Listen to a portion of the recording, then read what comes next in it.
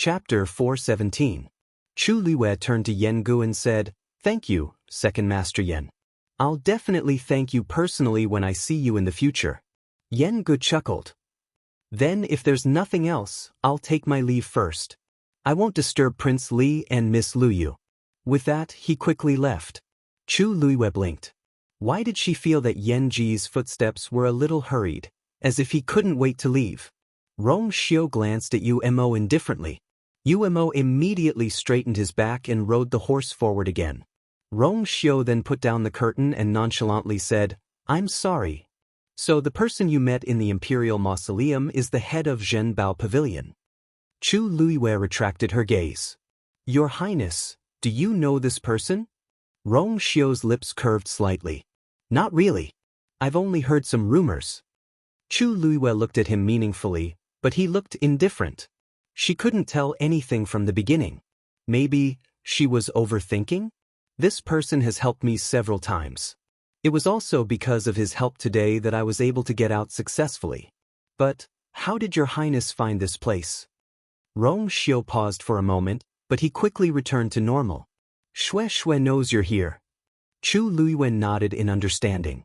The five senses of a magical beast had always been very sharp. Shui had always liked to be with her and was familiar with her scent. It was normal for her to find this place. "I haven't seen Shui for a long time. Why did Mu Qinghe bring you here?" Rong Xiu asked. Chu Liwei pondered for a moment and shook her head. "It seems like he's looking for something." In fact, she really didn't know what Mu Qinghe was planning to do. He was most likely going for the pyramid, but what exactly was that? What was the use of him coming here? The strangest thing was, why did he bring her along for such an important and secretive matter? Chu Liwei only felt that there was a thick fog in front of him. Rong Xiu said, "We've caused quite a commotion this time. Imperial Father will probably step up the search. The fewer people who know that you and Mu Qinghe have been here, the better." Chu Liwei came back to his senses and nodded. After Emperor Jiwen and the rest walked out of the Imperial Mausoleum's passageway, Elder Yi immediately sent out a message. Zhong Qi and the others who had been waiting bitterly at the top of the mountain immediately rushed over when they saw the signal.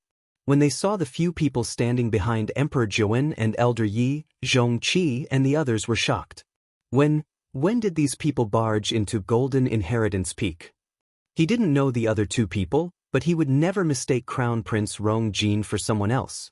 However, the Crown Prince, who had always been high-spirited, was now in a very sorry state.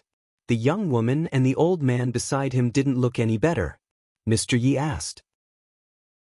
"During this period of time, did anyone else come out of the Imperial Mausoleum other than us?" Zhong Qi immediately bowed. "I've sent more people to guard Golden Inheritance Peak, but I didn't see any traces of anyone." Emperor Jiawen's face was pale because of the poison, but it was also a little green because of his anger. "From now on, keep a close watch. Once you find anything amiss, immediately report to me." He didn't believe that the two of them could really stay inside forever. Zhong Qi and the rest didn't dare to ask why Rong Jin and the rest would appear here, so they could only agree. Elder Yi, who was at the side, turned around to take a look and waved the fan in his hands. The people inside have extraordinary means, so it's easy for them to leave this place silently. However, Emperor Jiwen is still angry, so there's no need to say this. Perhaps the person inside had already left. Who knows? Elder Yi smiled helplessly and shook his head. "Even though I didn't see them, a strong warrior of that level. Country Yaochen really can't afford to offend them. I don't know how Sidu Xingchen and the rest offended them, but the exit didn't close earlier or later. It just had to close when they were about to escape, trapping them inside. They clearly did it on purpose." His gaze swept across Situ Xingchen and the rest. "Hee, it's going to be interesting this time." Almost overnight, the situation in the imperial capital had changed. First, the empress passed away. Then, Rong Jin was disrespectful to the ancestors and was stripped of his position as the crown prince. These two things happened consecutively, and everyone was caught off guard. For a moment, all sorts of guesses were made. Some people said that the Empress and His Majesty had been very loving all these years, and her health had always been very good. It was really strange that she suddenly passed away. Rongjin had been the crown prince for so many years, and His Majesty had always thought highly of him. Even when he made a mistake and was scolded in public, His Majesty didn't strip him of his position as the crown prince. However, right after the empress died, Rongjin was stripped of his position. How could people not be suspicious? Some people also said that the empress was in charge of the harem and looked very harmonious, but quite a few concubines and princes had died in her hands. His Majesty couldn't take it anymore, so he finally killed her. Rongjin was implicated, and His Majesty hated him. In the end, he was scolded. However, the most ferocious rumor was that the third prince, Rongjio, had something to do with the empress's death. As his birth mother, noble Lady Ying, was harmed by the empress back then, Rongjio had long hated the empress and waited for an opportunity to kill her. As for Rongjin, in the past few months, he had been scolded by His Majesty and was even put under house arrest. His position as the crown prince only existed in name, and it was only a matter of time before he was stripped of his position. Even though the higher-ups strictly ordered everyone not to talk about this matter and used all sorts of methods to suppress these rumors, country Xing Luo's Emperor Xian Kong, City Yan's arrival made the entire matter even more confusing. In the darkness, there seemed to be an invisible hand that easily controlled everything and made the waves even more turbulent. Palace. In the palace, Situ Yan and Emperor Joan were facing each other. Situ Yan's expression was cold. I'll say it again. Hand over Xingqian and Lian Ning and cancel her marriage agreement with Rongjin. If not, country Xing Luo won't let this matter rest. Emperor Joan seemed to have heard the funniest joke in the world. Ha! Situ Yan, you really have the cheek to say this. You, and that precious daughter of yours, do you still need me to say what kind of good things you did in private? From start to end, you've always had ulterior motives. Now that the matter has been exposed, you still dare to openly come and ask for them. No wonder Situ Yan kept mentioning the marriage alliance since a long time ago. No wonder he doesn't care about the others and only values Rongjin. Previously, I naively thought that Situ Yan came for Rongjin's position as the crown prince. Now that I think about it, why would he, as country Xing Luo's emperor, want this? At that time, he was really blinded by lard. When Situ Yan received the news, he already knew that the matter had been completely exposed. Thus, he didn't care at all when he heard Emperor Joan say this. I came here just to bring Situ Xingqian away. To think that I painstakingly planned for so long, but I didn't expect Rongjin to be a fake heaven's chosen son. I don't even know who I'm supposed to vent my anger and resentment on. Does this mean that you're not willing to hand her over? Emperor Jiawen sneered. Hand her over? The two of them are a match made in heaven. Of course, I have to fulfill their wish. Once the Empress's 1-month mourning period is over, I'll let them get married. Mobile users, please browse and read. A better reading experience comes from Love Network.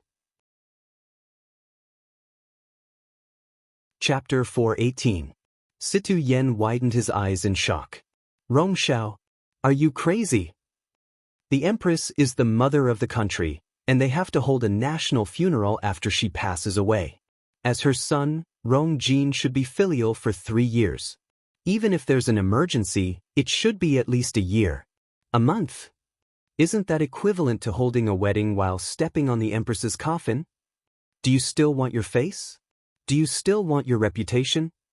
If you really do this, not only will Rongjin and Situ Xingqian be labeled as traitors, but even the entire country Yao Chen's royal family's reputation will be affected. Even if you don't want your face, I still want it. Since he already knew that Rongjin wasn't the real heaven's chosen son, why would he agree to continue with the marriage agreement? Situ Xingqian was the apple of his eye, and she was the daughter that he doted on the most. How could she marry a useless crown prince like Rongjin? Wouldn't her entire life be over? Seeing Situ Yan's exasperated look, Emperor Joan felt good. This old thing kept scheming, but he shot himself in the foot in the end. I have to get back at him no matter what. You were the one who suggested this marriage. Are you going to break it now? Situ Yan was so angry that his liver hurt. So what if I break it? If we break the marriage agreement right after Rong Jin got into trouble, people will definitely criticize us. Even so, it's better than Situ Xingqian's entire life. Emperor Zhouwen leaned against the chair. The things that had happened during this period of time had exhausted him, but now that he saw Situ Yen being angered to such an extent, his mood finally eased a little. There's no room for discussion. The marriage agreement will continue. Situ Xingqian will get married in the imperial city a month later. Don't worry, Rong Jin is my son after all. I'll definitely let my subordinates handle this wedding grandly. Situ Yan's vision turned black, and he almost fainted.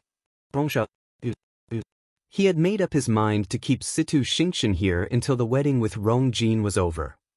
Rong Xiao, don't go overboard. Don't think that Xing Luo is afraid of you. Situ Yen took a deep breath to calm himself down. With a gloomy expression, he said, Elder Zongyi is still in the Star Luo Empire. If he finds out that you did this, who are you threatening? Mockery appeared on Emperor Zhouwen's face. Elder Zongyi is very powerful, but do you think that it'll be enough just because he's here? Don't forget, Elder Zongyi represents Mingyue and Shan. Situ Yan's eyes were red. If you can invite the people from Mingyue Tianshan, can't we? Situ Yan was stunned. Only then did he remember that Rong Xiu had also stayed at Mingyue Tianshan for many years. Even though outsiders thought that Rong Xiu was just a sickly person, he had heard Situ Xingqian mention before that Rong Xiu wasn't like what the rumors said. The most important thing was that Rong Xiu had stayed in Mingyue Tianshan for so long. If he was willing, he would naturally be able to get a backer. He might even be more powerful than Elder Zongyi.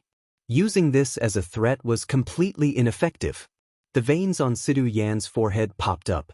He had never been humiliated like this before. Rong Xiao, do you really want the two countries to go to war? Said Situ Yen in a low voice. Emperor Zhouwen looked up, crossed his arms in front of him, and smiled. Situ Yen, do you dare? Your Highness, here's your tea. Come in. Creak. The door was pushed open, and a page boy in gray walked in with a cup of tea. He then carefully placed the tea at the side. Rong Jiu was wiping his knife. He was very focused and he was very serious about every step. This knife was actually just a normal knife, but he had always treasured it. This was because he used this knife when he killed someone on the battlefield for the first time. That was the first time he personally chopped off someone's head. When the knife landed, it could instantly take the other party's life. The sticky and fishy blood splattered all over his face. Many people would have different reactions after killing someone for the first time. Some would vomit, and some would have nightmares. But he didn't. On the contrary, he only felt satisfied. So many years had passed, but this knife was still bright and sharp. Your Highness, this tea won't taste good when it's cold, reminded the page boy respectfully. Rong Jiu paused in his actions and glanced at him. Please enjoy. I'll take my leave first. After he finished speaking, the servant silently left and closed the door. Rong Jiu's gaze landed on the cup of tea. He put the knife in his hand to the side, picked up the tea, got up, walked to a bonsai, and poured the tea into it. Then he felt for the bottom of the teacup and gently clicked it. Cut. An extremely thin layer popped open, and a piece of paper fell out. It turned out that there was an extremely small mechanism hidden at the bottom of the teacup. Even though the piece of paper was very small, the words on it were very clear. Everything is ready. Rong Jiu made up his mind.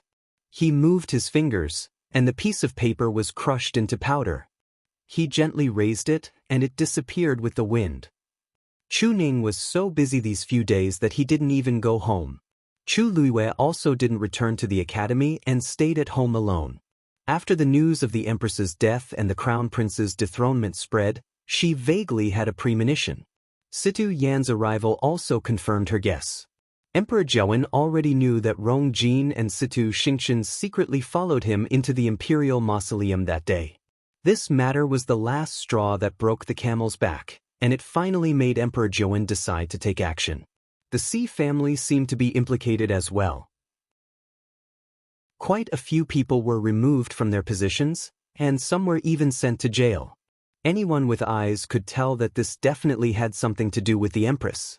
The Xi family didn't resist at all as they silently accepted everything and kept a low profile. Their position as the leader of the four major families was on the verge of collapse. However, this wasn't what Chu Luiyue was most concerned about. She just felt that something was very strange. Since Emperor Zhou knew that Rong Jin and Sidu Xingqian went to the imperial mausoleum that day, he would definitely follow this clue and find something. The Empress's death was most likely related to Sidu Xingqian. But until now, there wasn't any news. On the other hand, the third prince, Rong Jiu, was splashed with dirty water for no reason, and the rumors became more and more intense.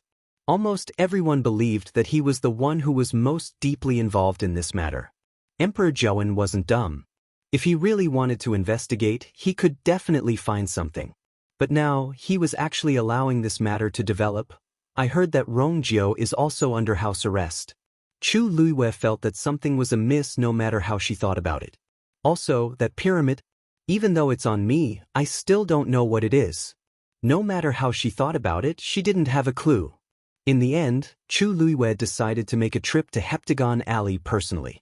The Empress must know something. Now that she's already dead, Sidu Xingqian and Rong Jin can't ask her, so I might as well check it out myself. But when she reached Heptagon Alley, she saw a floor full of corpses. Those were the imperial guards guarding this place. Chu Luiyue's heart sank as she immediately pushed open the door and entered.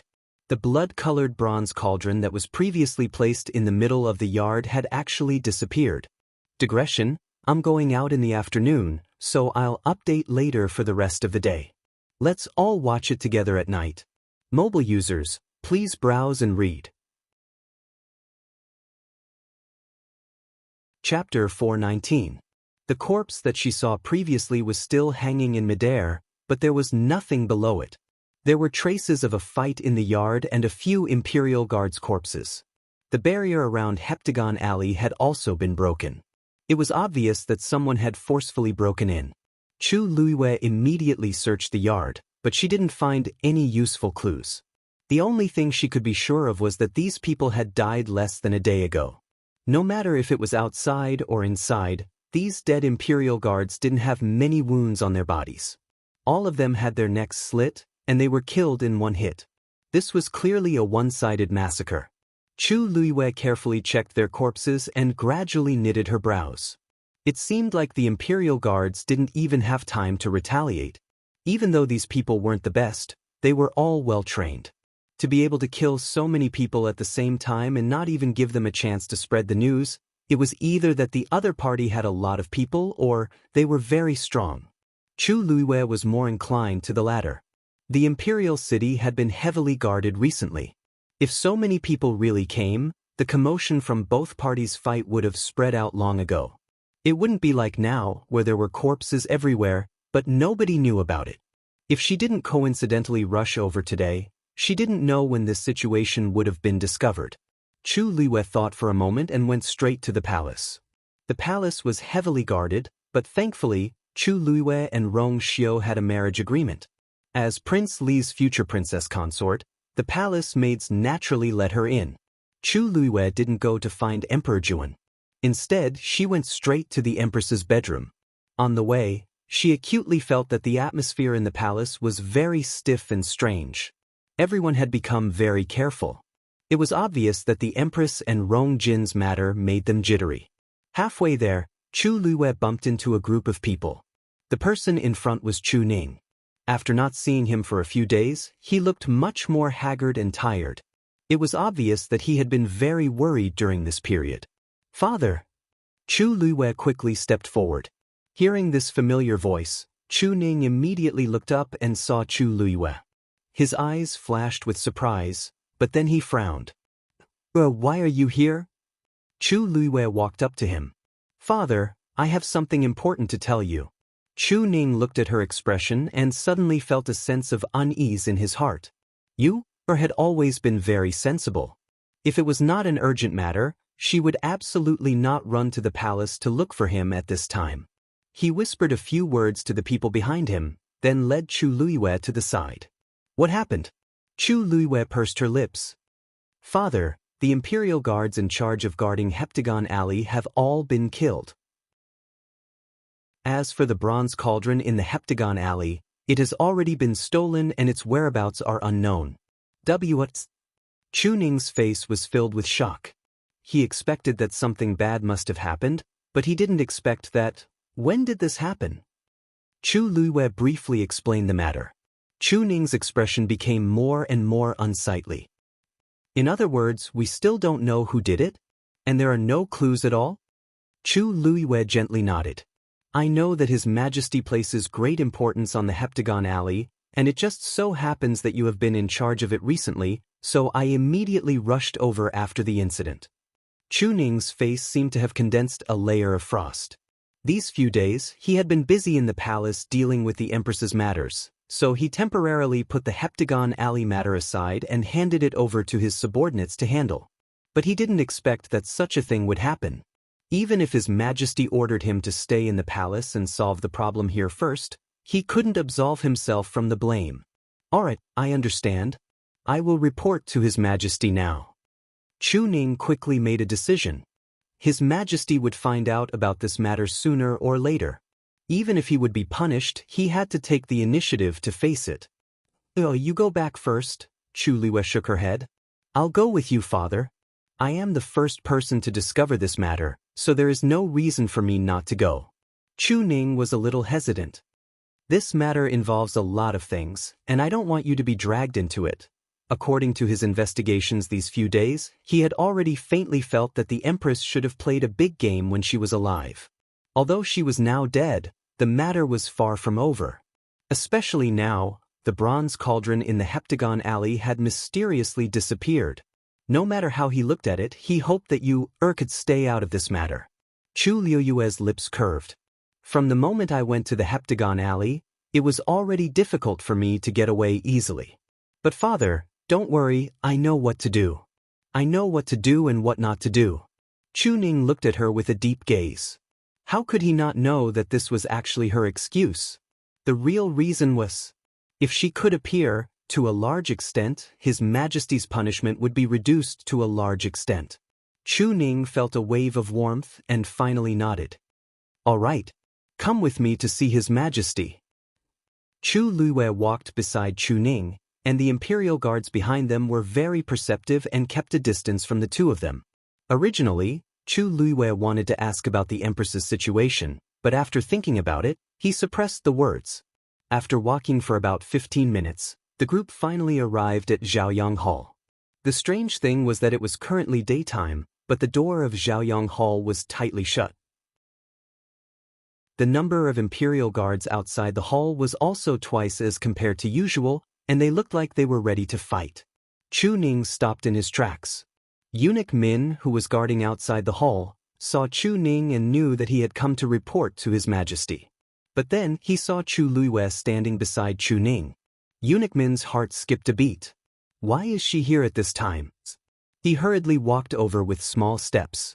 Lord Chu Ning, His Majesty is dealing with important matters at this time, please wait a moment. After that, he looked at Chu Luiwei. Miss Lu Luiwei, why are you here today? Chu Luiwei concisely said, My Majesty has something to tell His Majesty. I have something important to report to His Majesty with my father. Eunuch Min, you don't have to worry. We'll just wait here. Eunuch Min was a shrewd person. When he saw Chu Luiwei and Chu Ning's expressions, he felt that something was amiss. Hence, he didn't ask in detail and left after saying a few words. But the moment he walked back, the door was suddenly opened from the inside. Bang! A middle-aged man in a black brocade robe walked out from within. His face was very gloomy, and he exuded an imposing aura that prevented strangers from getting close. When Eunuch Min saw him, he immediately respectfully took a step back. However, that man didn't care about him at all and just walked out with big strides. Looking at that face, Chu Luiwei slightly narrowed her eyes. This face looks a little familiar. Suddenly her eyes lit up. This man is 50% similar to Situ Xingqian. Mobile users, please browse for a better reading experience from Love Network. Chapter 420. This person must be country Xing Luo's Xiankong Emperor, City Yan. It seems like he didn't have a good conversation with Emperor Jiawen, and he's probably at a disadvantage. If not, he definitely wouldn't show such an expression in front of so many people. He's an emperor, after all. If he didn't encounter something unbearable, he wouldn't have such a reaction. Chu Luiwei was a little curious. I don't know what Emperor Jiawen said or did to make Situ Yen so angry. Situ Yen walked past them. Suddenly, Situ Yen paused in his footsteps and turned to look at Chu Luiwei. You're Chu Luiwei? Chu Luiwei's eyes sparkled. That's weird.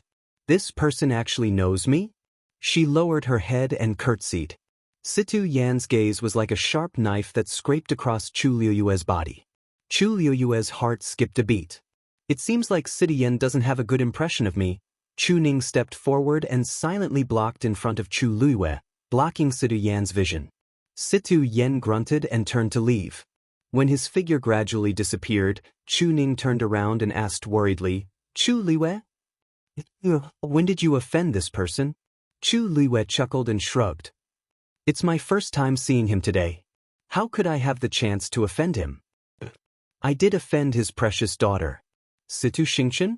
Chu Ning nodded in understanding. Chu Luiwei looked at his relieved expression and asked curiously, Aren't you worried? What's there to worry about? What's there to worry about? Chu Ning snorted. How can his daughter be compared to my Liu? He vaguely knew that Situ Xianxia seemed to be interested in Rong Xiu, but Rong Xiu married Yu. Wasn't it obvious why Situ Xianxia treated his Yu that way? In Chu Ning's eyes, all the women in the world added together weren't as good as his precious Yu. Other things aside, Rong Xiu had excellent foresight. Chu Luiwei was speechless. Why did she hear a trace of pride in his words? Chu Ning is here. Let him in. Emperor Jiawen's voice came from Zhaoyang Palace. Eunuch Min hurriedly said, Your Majesty, Miss Lu Yu is also here. She said that she has something important to report. There was a moment of silence. Then let her come in with us. Chu Ning and Chu Luiwei looked at each other, their expressions turning solemn as they entered Zhaoyang Hall one after another.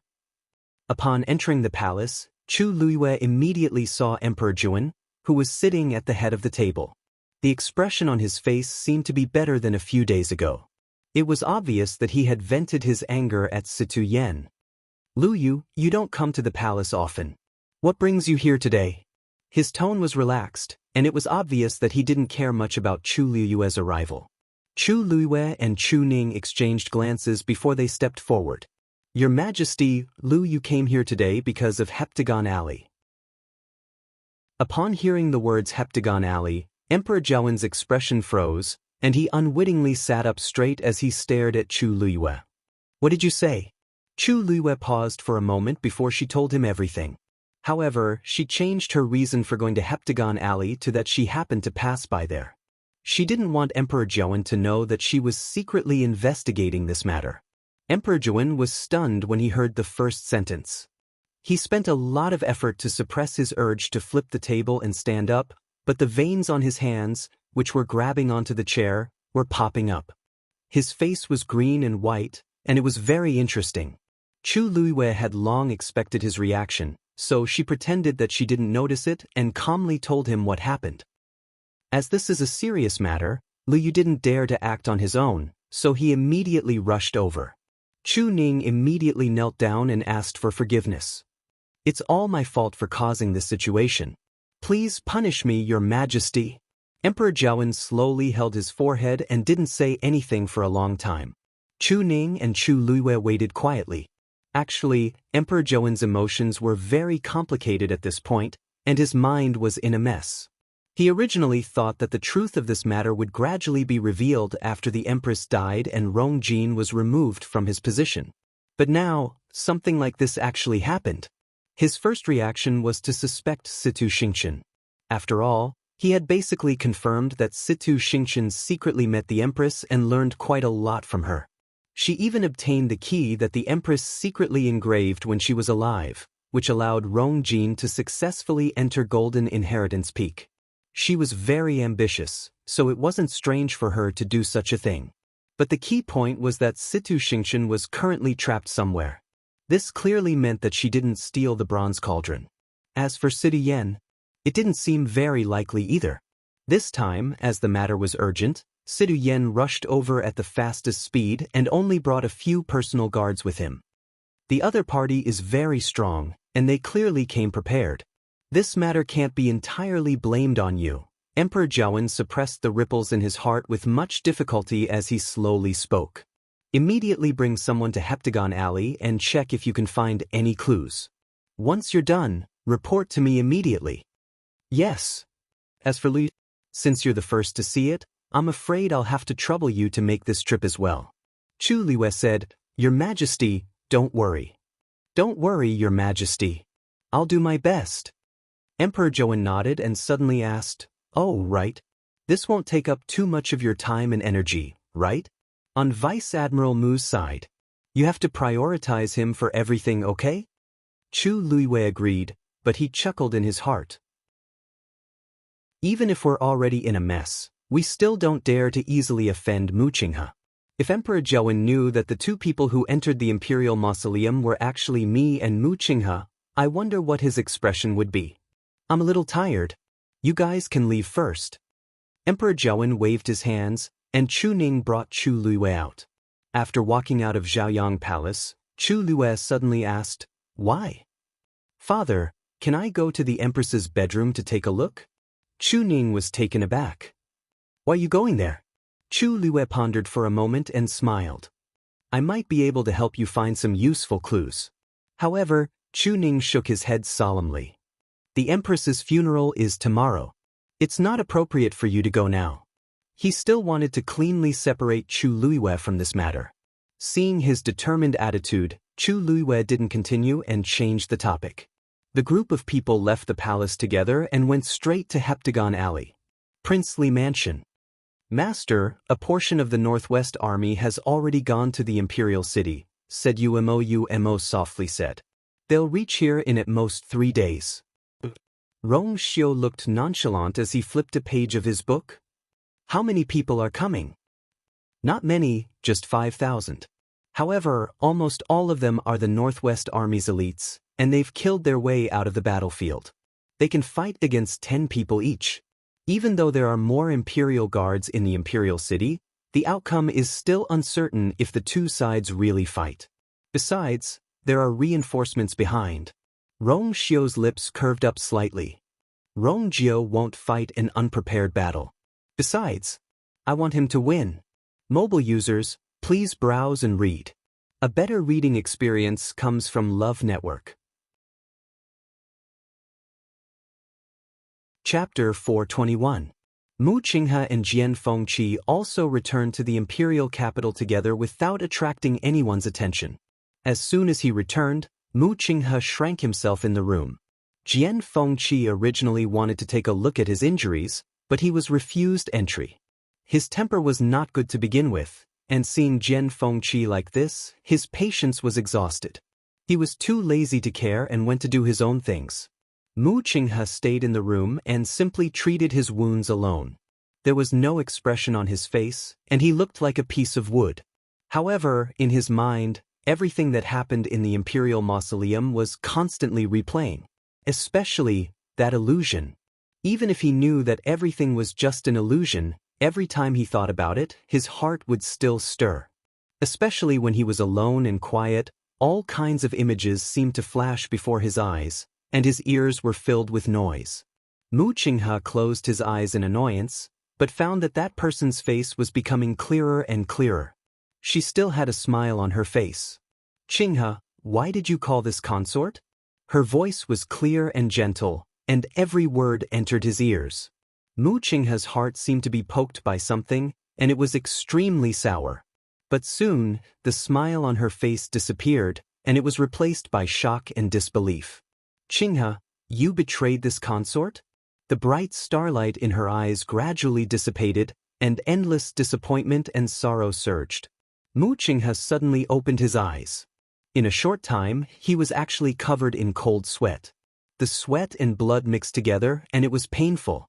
He stood up, planning to clean himself up first. However, just as he took a step, his expression suddenly changed, and he stopped. A bronze mirror flew out from his body. He was blocking his way out. An endless sea of blood surged. A terrifying aura came, covering the sky and earth. Mu Qinghe's body swayed, and he knelt on the ground. An intense bone-piercing pain came from his heart. He grabbed the clothes in front of his chest tightly, desperately pressing down, but it could not alleviate the pain even a little. "Where is it?" A cold and majestic voice came from within. Mu Qinghe clenched his teeth, sweat dripping from his forehead, and his lips trembling, pale. This subordinate is incompetent, unable to snatch the thing. Trash.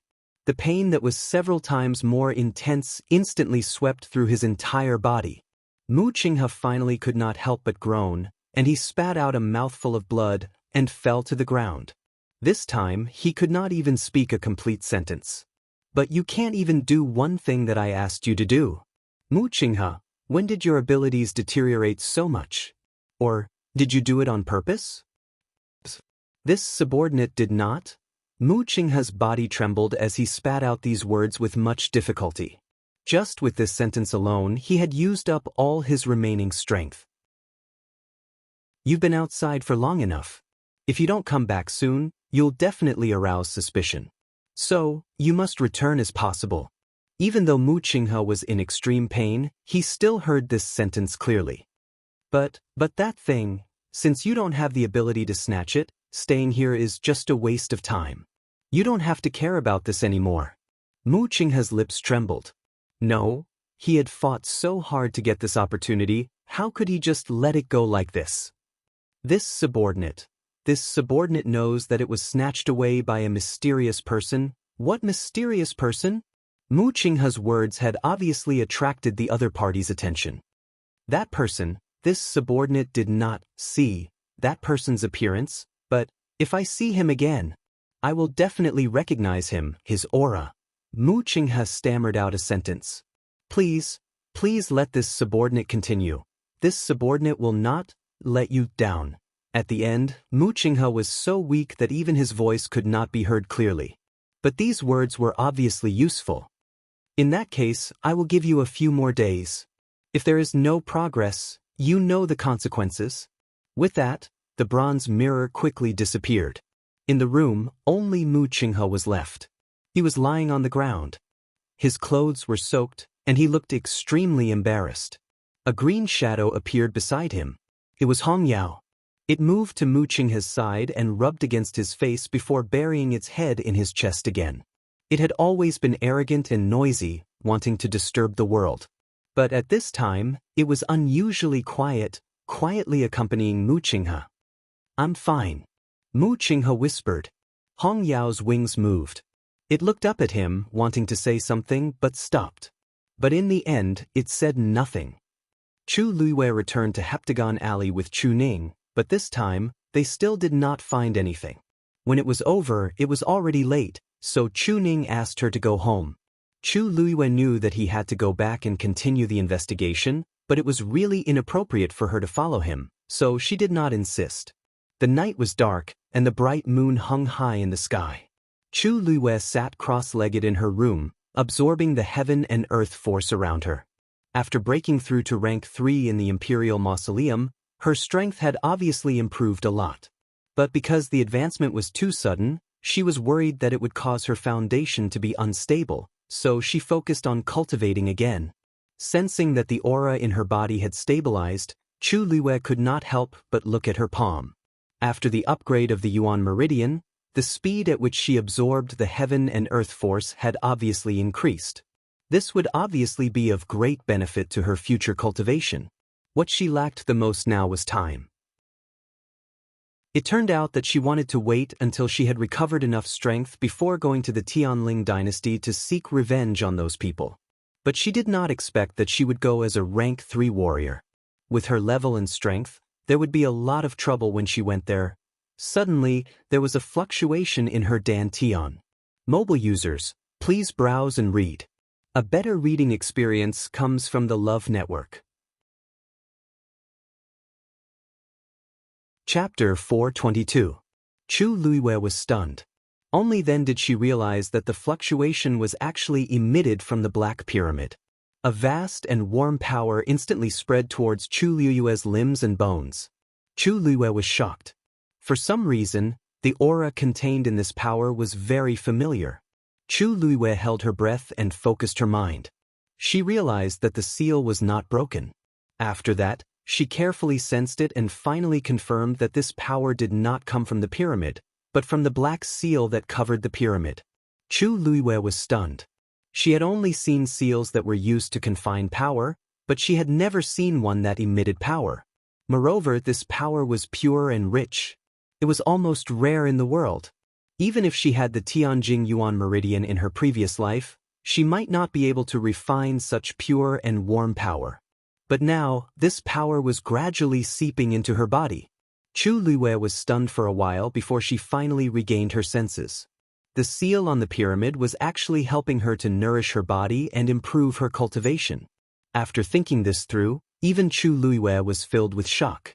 What was going on? Didn't the first master forcibly leave this seal on the pyramid because he didn't want her to touch it? But now, what about the power that was overflowing from it? Suddenly, a figure flashed across her mind. It was the back of a man in a black brocade robe. Although it was blurry, it was still tall, slender, and straight. Chu Luiwei's heart suddenly skipped a beat. She had seen this man's back before. It was clearly the man who had stood in the octagonal pavilion on the cliff in the Imperial Mausoleum in the illusion. But this time, he was not standing there. Instead, it seemed like he was standing beside a lake. The scene flashed so quickly that Chu Luiwei did not have time to see it clearly before it disappeared. Chu Luiwei seriously tried to recall it, but she was disappointed to find that she could not remember anything.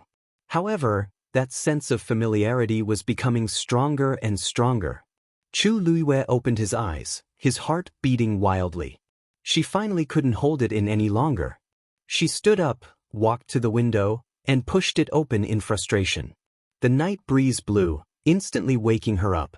Now, she was more and more suspicious that it was not an illusion at all. Otherwise, she definitely wouldn't have such a subtle feeling. Could it be that the man in the black robe was the owner of the precious treasure pavilion? Chu Luiwei frowned. If that was the case, then why didn't she have any impression of this person? She tucked her hair behind her ears, and a trace of seriousness appeared between her brows. Something doesn't seem right. Whoosh! Suddenly, a strange voice came from afar. Chu Luiwei immediately looked up. In the darkness of the night, a black figure appeared in the courtyard. The moonlight elongated that person's shadow, but Chu Luiwei couldn't see that person's appearance under the heavy shadows. Then, a terrifying aura enveloped the entire courtyard. Chu Luiwei was instantly on guard. Her muscles tensed up. This person was extremely dangerous. The surrounding space seemed to be frozen, and all sound was annihilated. The silence was chilling. Suddenly, that person stretched out his hand and beckoned with his index finger. Chu Luiwei's heart skipped a beat. It was a severely burned hand.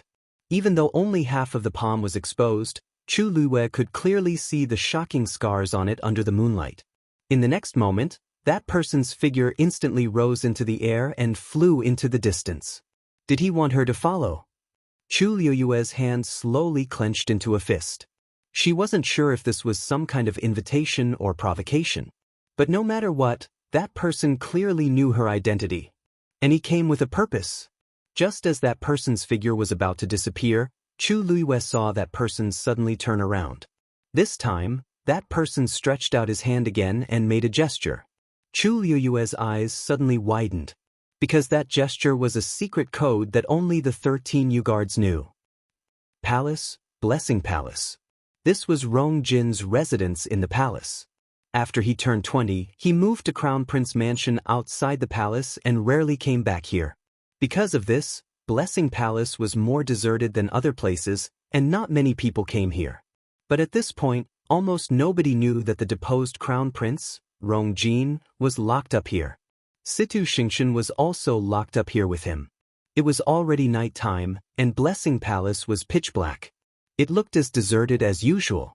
However, there were a few hidden auras in the dark, indicating that this place wasn't as peaceful as it looked on the surface. A figure quietly entered the hall. He entered the side hall, walked to the front of the bookshelf, and raised his hand to turn an inkstone on the shelf. The The sound of gears moving could be heard. Under the bookshelf, the smooth and heavy jade board slowly moved aside. A narrow entrance appeared in front of them. With the moonlight, they could vaguely see that there was a staircase inside. That person walked down without hesitation. After his figure disappeared, the jade board closed again. The entire room was silent as if nothing had happened. Chu Liuyue's heart was in turmoil. The 13 Yu guards were her personal guards, and she personally created them back then. Every single one of the 13 guards was personally selected and trained by her. Unlike Mu Qinghe, who controlled the military, the 13 Yu guards had no connections with any forces in the imperial court. They were more like her secret knife. Wherever she pointed, they would cut through all the thorns for her. The most important thing was that she was their only direct master. At any time, at any place, under any circumstances, they would only listen to her orders. Even her father had no right to interfere. When she was in a desperate situation back then, the 13 Yu guards weren't by her side. All the signals she sent for help were also ignored. Until her death, she didn't see any of them again. After meeting Mu Qinghe, she had a guess in her heart. Did the 13 Yu guards betray her back then? She didn't dare to think about it. Every time she thought of this, she would automatically skip it as if she was actively avoiding something. Therefore, only God knew how shocked she was when she saw that familiar hand gesture. Chu Liuyue's entire body seemed to be frozen. All the blood in her body stopped flowing, and only her heart was beating wildly. Thump, thump, thump, thump, thump, thump, thump, thump. Countless guesses flashed through her mind at lightning speed. However, just as she opened her mouth and was about to ask the person, that person suddenly turned and left. Chu Liuyue gritted her teeth and jumped out of the window. She followed that person. Mobile users, please browse for a better reading experience from Love Network. Chapter 423. The sound of the door opening was heard in the dark and cramped space. Situ Xingxian, who was trapped in the metal cage, suddenly looked up. Her exquisite hair bun was already untied, and a few strands of hair hung down messily. She looked very down and out. The dirty marks on her face and body made her look even more disheveled. I've lived for so many years, but I've never been in such a situation. The footsteps gradually got closer. A man walked in and stood 3 steps away from the metal cage. In the entire space, only the 2 candles on the mottled walls were shining weakly. Situ Xingxian couldn't see the person's face clearly, but she immediately recognized him when she saw his figure. It's Emperor Zhuan. She almost immediately stood up, rushed over, grabbed the metal bars, and harshly shook them. Let me out. Let me out. My father is already here, right? Emperor Zhuan took a step back and reached out to fan his nose. Situ Xingxian was instantly embarrassed, and her face was burning. She involuntarily let go of her hands and wanted to crawl into the ground. After being locked in here, she had to settle all her daily needs in this small space, and she couldn't even leave the cage. One could imagine what kind of person she was now. Situ Xingxian didn't know how long she had been locked in here because every day felt like a year. Every second she spent here made her feel like she was one step closer to breaking down. Ever since she was born, she was country Xing Luo's honorable eldest princess. When had she ever experienced such torture? She had already cursed Emperor Zhuan countless times in her heart. If she had the chance, she would definitely cut him into pieces. But at this point, she was still on the other party's chopping board, so she naturally didn't dare to be too presumptuous. Emperor Zhuan sneered. He's here, but he should be on his way back now, right? Situ Xingxian's expression instantly froze. It was as if a bucket of cold water had been poured over her head, extinguishing all her hopes and desires. Impossible! My father definitely won't leave me alone. You're lying to me! Situ Xingxian screamed in disbelief. Father has always doted on me the most. How can he leave just like that? Don't worry. He's only going back to prepare for your wedding with Rong Jin. You're his most beloved daughter, so of course he wouldn't abandon you. Oh, right, the date is set to be half a month later, said Emperor Zhuan slowly. After the empress' funeral, we will hold your wedding. Originally, it was set to be a month later, but your imperial father seemed to be in a hurry, so he brought it forward by half a month. Situ Xingqian was completely stunned. What? My wedding with Rongjin? She had already told her father that Rongjin was a fake heaven's chosen son. On the one hand, father came to cancel her marriage agreement with Rongjin, and on the other hand, he wanted to take her away from here. But now, what was going on? Time was tight, so it was inevitable that some things were overlooked.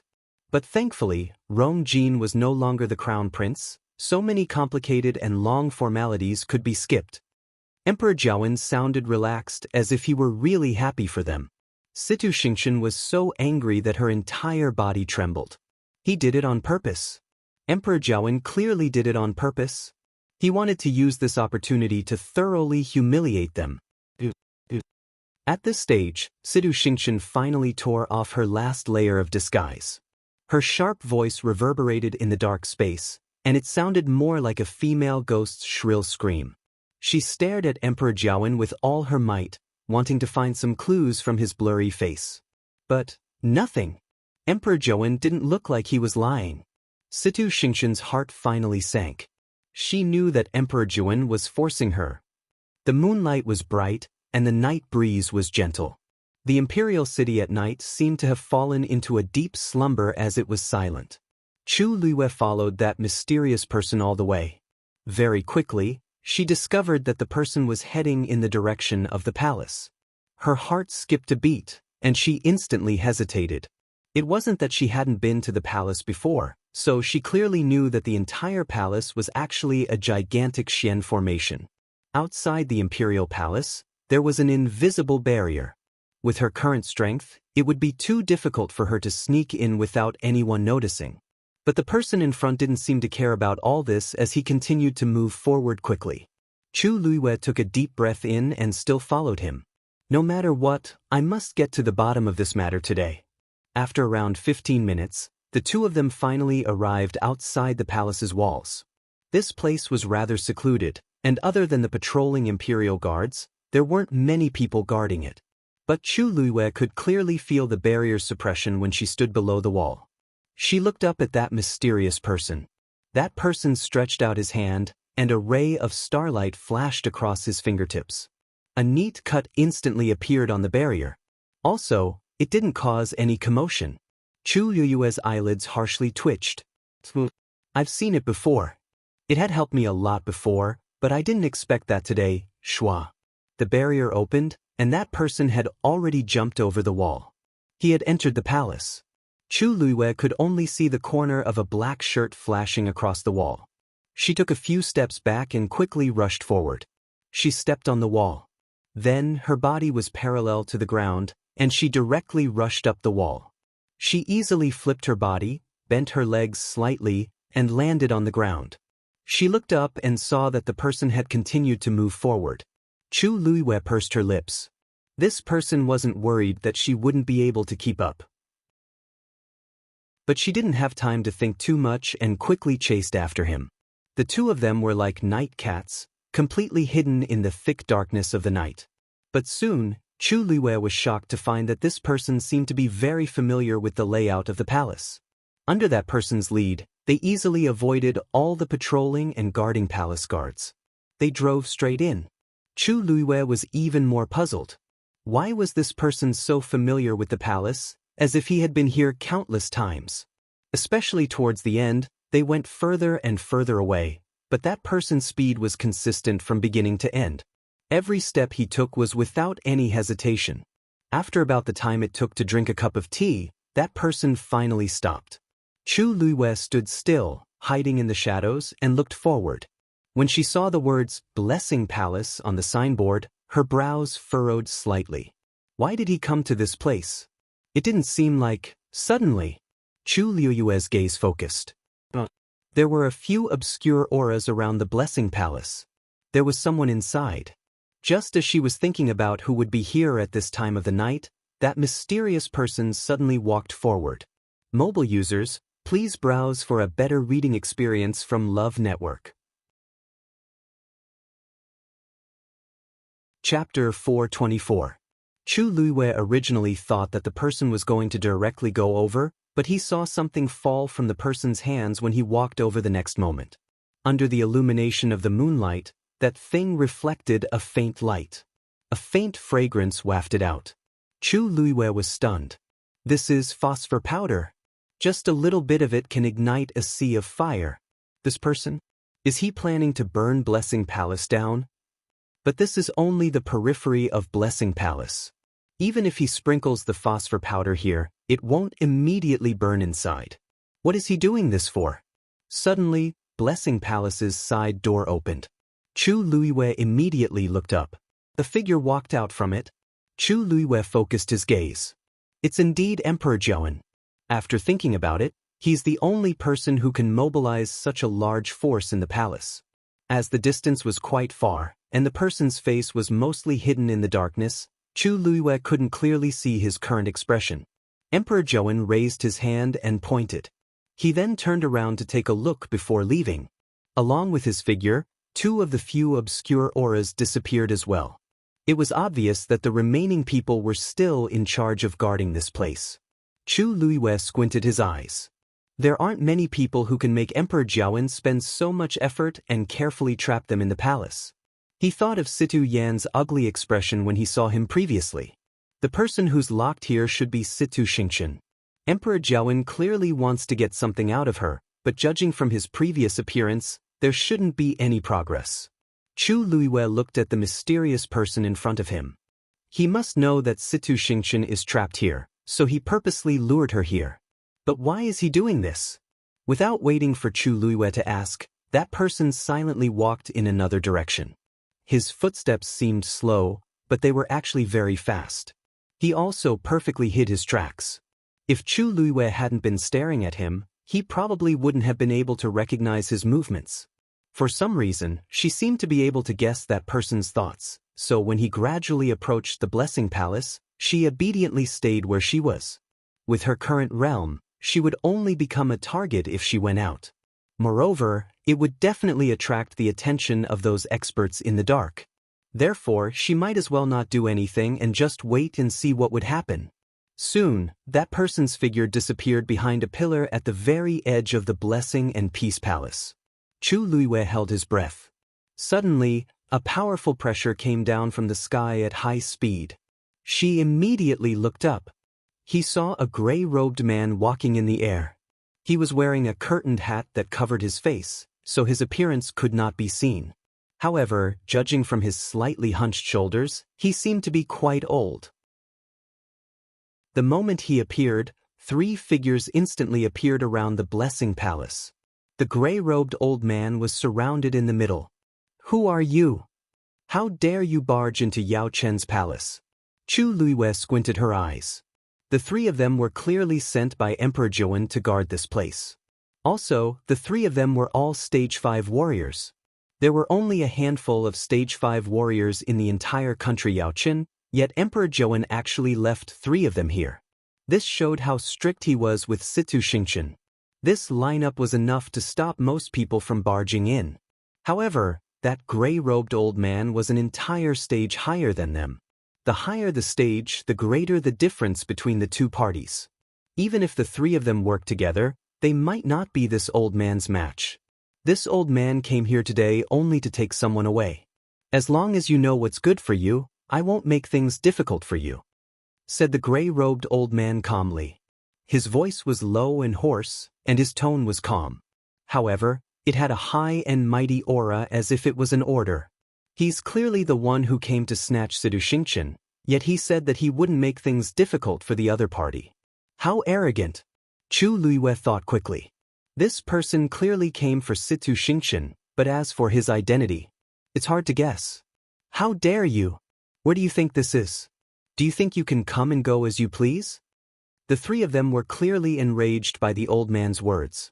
They looked at each other and rushed forward together. I'll teach you a lesson today. Faced with the three people's attacks, the gray-robed old man didn't seem to care at all. He laughed softly and didn't hide his disdain at all. With just the three of you? Seeing that the three of them were getting closer and closer to him, he didn't move at all. Kill! The three forces instantly flew out at the same time. Seeing that he was about to be hit, the old man finally raised his hand. His palm was exceptionally wide, and it was like a fan as it silently landed. A gigantic silver palm print appeared above him. "Mountain River Seal," hollered the old man. The silver palm print instantly pressed down. In the next moment, the three origin powers actually collapsed and completely dissipated. The violent force spread in all directions. However, at this moment, the old man's palm curled up slightly, and all of the crazy energy turbulence was silently contained. Everything happened silently, but it immediately caused the three people's expressions to change. A Stage 6 warrior was actually so powerful? Go! The gray-robed old man gently waved his palm. A terrifying force crazily gushed out from his palm.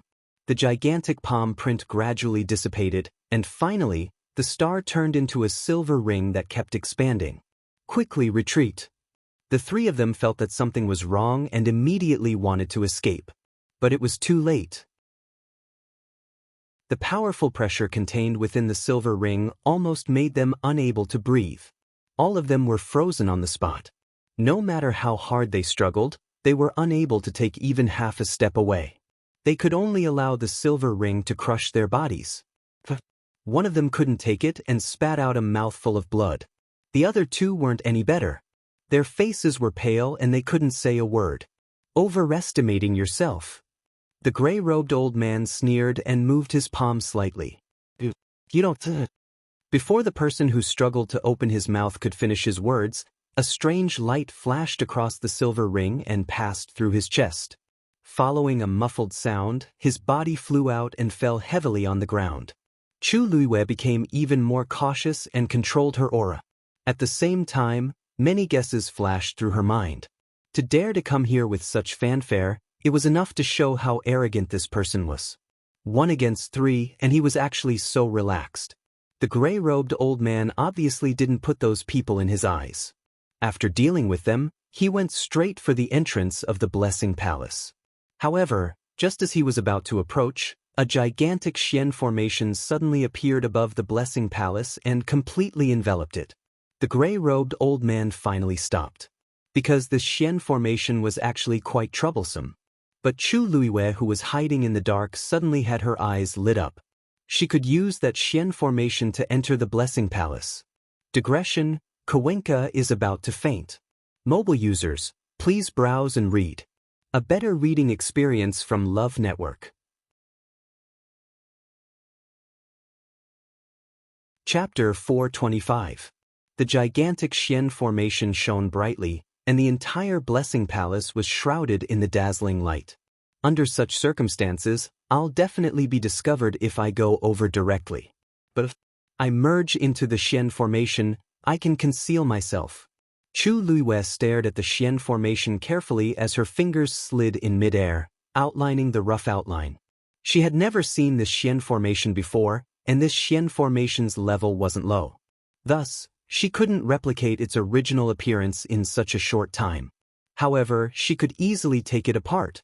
A sharp whistle suddenly came from midair. Bang! A firework suddenly bloomed in the dark night sky. This is a warning signal. This commotion will definitely attract everyone's attention in the palace. The elder in gray was thinking about how to break the Xian formation when he heard this sound. He immediately turned around.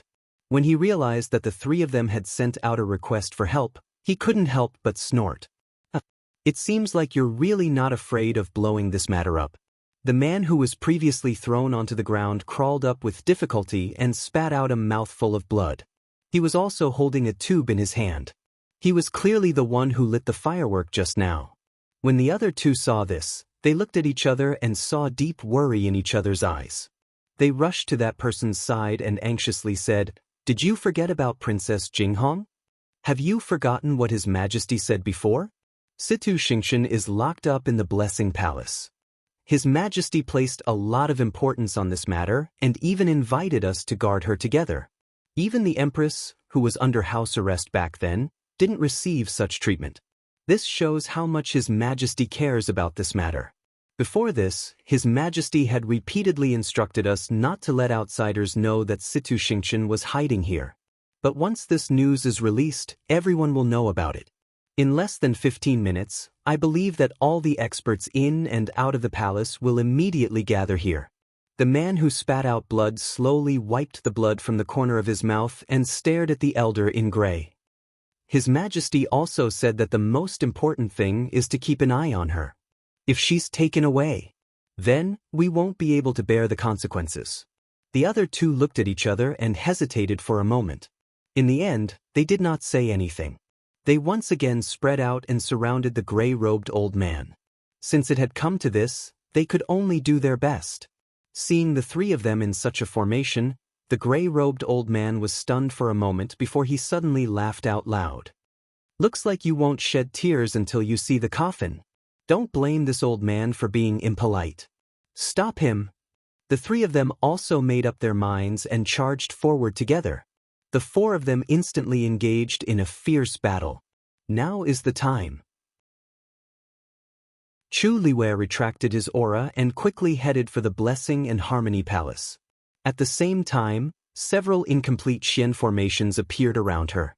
Compared to the gigantic Xian formation above, this small Xian formation did not have any sense of existence. However, the patterns and light were able to envelop Chu Liue's body. Chu Liwei kept moving forward, completely hiding his figure in the countless streams of light. The most important thing was that even though the few Xian formations that she copied weren't complete, they were more or less compatible with the Xian formation above.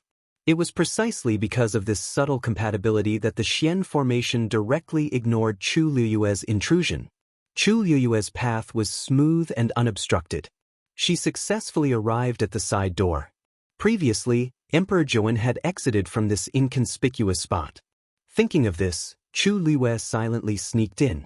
Her actions were very fast, and she disappeared behind the door in the blink of an eye. She did not even attract the attention of the gray-robed old man and the other three people. After entering the palace, Chu Liwei immediately started searching for Situ Xingqian's whereabouts.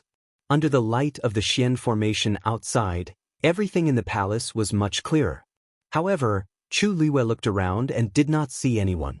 The palace was empty, and there was even a thin layer of dust on the table. This place had clearly been empty for a period of time. Chu Liwei surveyed her surroundings. Suddenly, her gaze focused, and she looked at the bookshelf on the wall. At first glance, there was nothing wrong with the bookshelf, but the books on it seemed to be placed messily. Even if Rong Jin didn't stay here long ago, everything here should at least be placed neatly. Chu Liwei walked over and touched the bookshelf to look for clues. When she saw the ink stone, she knitted her brows. The inkstone's material was very normal, and the carving was average. It didn't look like something that would appear in the palace. She reached out and touched it before she tried to turn it. The ground under her feet suddenly moved. A staircase that extended downwards appeared in front of her. Chu Liwei paused for a moment before jumping in. She walked down step by step. The surroundings were dark and damp, and there was only a faint light when she was very far away. However, other than her, there was no one else around. She silently walked forward. After walking for some time, an exit finally appeared in front of her. An extremely sealed space appeared in front of Chu Liwei. When Situ Xingqian heard the footsteps again, she thought that Emperor Zhouwen had returned. Hence, she didn't even look up. She didn't raise her head and said, "I don't know. No matter how much you ask me, I don't know. What don't you know?" The clear voice of a woman suddenly sounded. Situ Xingqian's heart skipped a beat, and she finally looked over. Even though that face was blurry, that figure and that voice couldn't be mistaken. Chu Liwei. She actually came here? Situ Xingqian's mind was in a mess as she clenched her fists tightly, and deep hatred flashed across her eyes. Chu Liwei, what are you doing here? Chu Liwei walked over, and her eyes were like water as they lightly swept across Situ Xingqian. Her gaze was very calm, but Situ Xingqian felt as if she had been stripped naked. It was extremely embarrassing. You killed the Empress, right? Asked Chu Liwei suddenly. Situ Xingqian clenched her teeth. What nonsense are you spouting? You also let Rong Jin out of Crown Prince Mansion, right? Asked Chu Liwei again. No, I didn't. But Did Emperor Jiawen send you to interrogate me? Situ Xingqian's voice was filled with intense anger. If looks could kill, Situ Xingqian's venomous gaze would have cut Chu Luiyue into pieces. Chu Luiyue's expression didn't change, as if he didn't care about her answer. What did you get from the Empress? Hand it over. As Chu Luiyue spoke, he stretched out his hand. Situ Xingqian suddenly widened her eyes. How does Chu Luiyue know about this? Chu Luiyue's eyes sparkled. If you're more honest, I can tell you who the real Heaven's chosen son is. Digression, I'm so sleepy that I can't open my eyes. I can't take it anymore as I sit in front of the computer. Tomorrow at 6 p.m., mobile users, please browse and read. A better reading experience comes from Love Network. Chapter 426. The Real Heaven's Chosen Son. Hearing this, Situ Xingqian's heart skipped a beat. How did you know? Shouldn't only the Empress and Rong Jin know about this? Could it be that Rong Jin told Chu Luiyue about it before? No, why would Rong Jin tell others about such an important thing so easily? Even if he likes Chu Luiyue a little, he wouldn't go to this extent. Besides, Chu Luiyue clearly knows that Rong Jin isn't the real Heaven's chosen son. Other than the few of us who were in the Imperial Mausoleum that day, who else would know about this? Situ Xingqian looked at Chu Luiyue warily. Suddenly, an idea popped up in her mind, and she couldn't help but blurt out. She suddenly blurted out, "You were also in the Imperial Mausoleum that day?" As she was shocked, her hoarse voice became sharp. Chu Luiyue shrugged and nonchalantly said, "There's no such thing as a wall. I'll tell you one thing. I'm only going to ask you one last time. Will you give it to me or not?" Situ Xingqian grabbed the railing, and her eyes sparkled. "Since you already know about this, I don't have to hide it anymore. I got the key to Golden Inheritance Peak's barrier from the Empress. Even though the Empress secretly copied it, it can still open the barrier. Besides, I've already given that thing to Rong Jin. If not, how do you think he could enter Golden Inheritance Peak so smoothly?" Chu Luiyue raised his brows.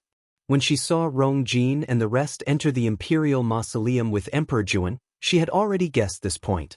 But this wasn't the main point. "You know that's not what I want," Chu Luiyue lightly said. Situ Xingqian forcefully pretended to be calm and said without changing her expression, "The Empress only gave me this." "Oh." Chu Luiyue smiled in a seemingly smiling manner. "If it's really that simple, why would Emperor Jiawen use such a huge force to lock Situ Xingqian up? He even specially came here to secretly interrogate her on a dark and windy night." Initially, she didn't think of this, but after seeing Emperor Jiawen and the terrifying defense around her, she guessed that Situ Xingqian had something that Emperor Jiawen wanted. Judging from Emperor Jiawen's attitude toward Heptagon Alley, he should know the real secret behind it. Hence, he didn't want to get anything out of Situ Xingqian but wanted to get something. She was just casually bluffing, but judging from the other party's reaction, she was basically certain. Situ Xingqian felt guilty under Chu Luiyue's stare. How could this be? From the beginning to the end, she was extremely secretive and was not discovered by anyone. If I wasn't caught by Emperor Jiawen in the Imperial Mausoleum, I wouldn't be trapped here. She turned around as if she didn't want to continue the conversation with Chu Luiyue. It seems that there's nothing more to say between us. The moment she turned around, she quickly looked at the jade bracelet on her wrist. The two dots of light had already overlapped. This was something that Elder Zhongyi had specially given to her when she left Mingyue Tianshan. This jade bracelet contained one Dao Sect's Elder Zhong's strength. Relying on this, he could quickly find her no matter where she was. When she was locked here, she immediately asked Elder Zhongyi for help. Now that the two dots of light overlapped, it meant that Elder Zhongyi was nearby. However, he didn't come even after a long time. Instead, Chu Luiyue came. Punk, punk, punk. A series of explosions suddenly came from outside. Even the entire space started to shake. Situ Xingqian suddenly looked up. Elder Zhongyi is fighting with someone outside. She was elated. Elder Zhongyi is very strong, so it shouldn't be a problem for him to deal with these people from country Yaochen. As long as he can bring me away from here, Situ Xingqian. Chu Luiyue suddenly spoke. Situ Xingqian instinctively turned around. What? Something suddenly flew towards her face. The alarm in her heart went off, and she immediately wanted to retreat. However, she was currently trapped in this metal cage, and her position was extremely small. She had just taken a step back when she touched the railing. She waved her sleeves and harshly swept that thing away. Chu Luiyue lightly raised his brows. Situ Xingqian's force was indeed suppressed, and she couldn't even use a bit of force at this point. Emperor Zhouwen really made all the necessary preparations to deal with me. However, this time, I'm going to benefit from it. Chu Luiyue, don't think that I can't do anything to you just because I'm trapped here. Situ Xingqian quickly glanced at the ground and realized that it was actually a jade bottle. After it landed on the ground, it directly broke, and a green liquid slowly flowed out. Smelling that weird smell, she coldly laughed. You want to poison me with just this small bottle of Qingshui Yang? Qingshui Yang's poison was very strong, but she didn't even touch it previously, so it was completely useless. Chu Luiyue's lips curved up into a smile. You're mistaken. I haven't done anything yet. Situ Xingqian was instantly dazed. A silver light suddenly flew out from Chu Luiyue's fingertips. It directly splashed into the small puddle of Qingshui Yang. Bang! A light sound was heard, and a ball of purplish-green smoke rose up. Situ Xingqian's face changed drastically. But the next moment, the purplish-green smoke rapidly rushed toward her. She hurriedly covered her mouth and nose. Don't you know that Qingshui Yang's poison will instantly increase by a few times when it comes into contact with dabin powder? Besides, the most convenient thing is that as long as this thing touches your skin, even if it's just a little bit, it will instantly seep into your organs. A terrifying burning sensation came from her hand. Situ Xingqian lowered her head to take a look and saw that her originally smooth and white skin was actually rapidly drying up. It also had a mottled purplish-green color. It looked very scary. What's going on? What did you do to me? Situ Xingqian screamed in shock. Chu Luiyue raised his brows slightly, glanced at her hand, smiled, and nonchalantly said, Oh, I see. It seems like you really don't know that the side effect of this poison is that you'll rapidly age, from the outside to the inside. Now it's your hand. Later, it should be your face. As he spoke, Chu Luiyue shook his head in pity. This is mentioned in the footnote on page 582 of the Celestial Physician's Handbook. As a celestial physician, you actually didn't even read this. Situ Xingqian was furious. The Celestial Physician's Handbook was a very basic medical book, and it was also a beginner's book for all celestial physician.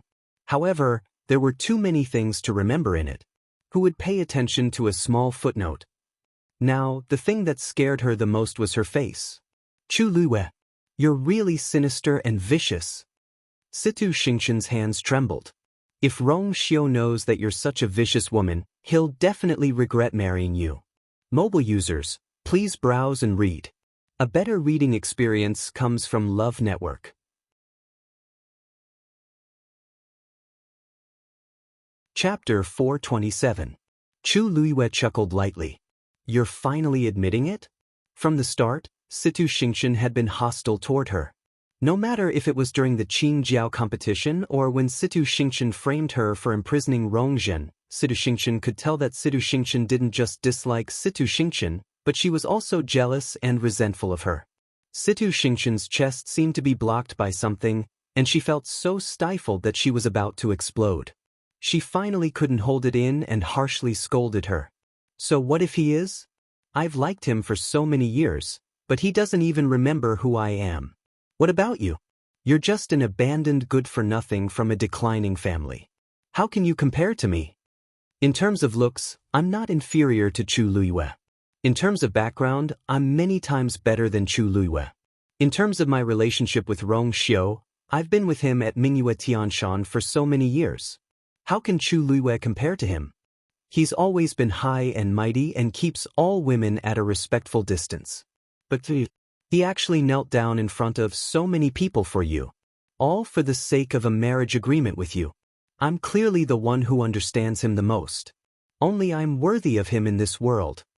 Situ Xingqian's heart ached every time she thought of this. She didn't understand what was so good about Chu Luiwei that Rong Xiu was willing to treat her like this.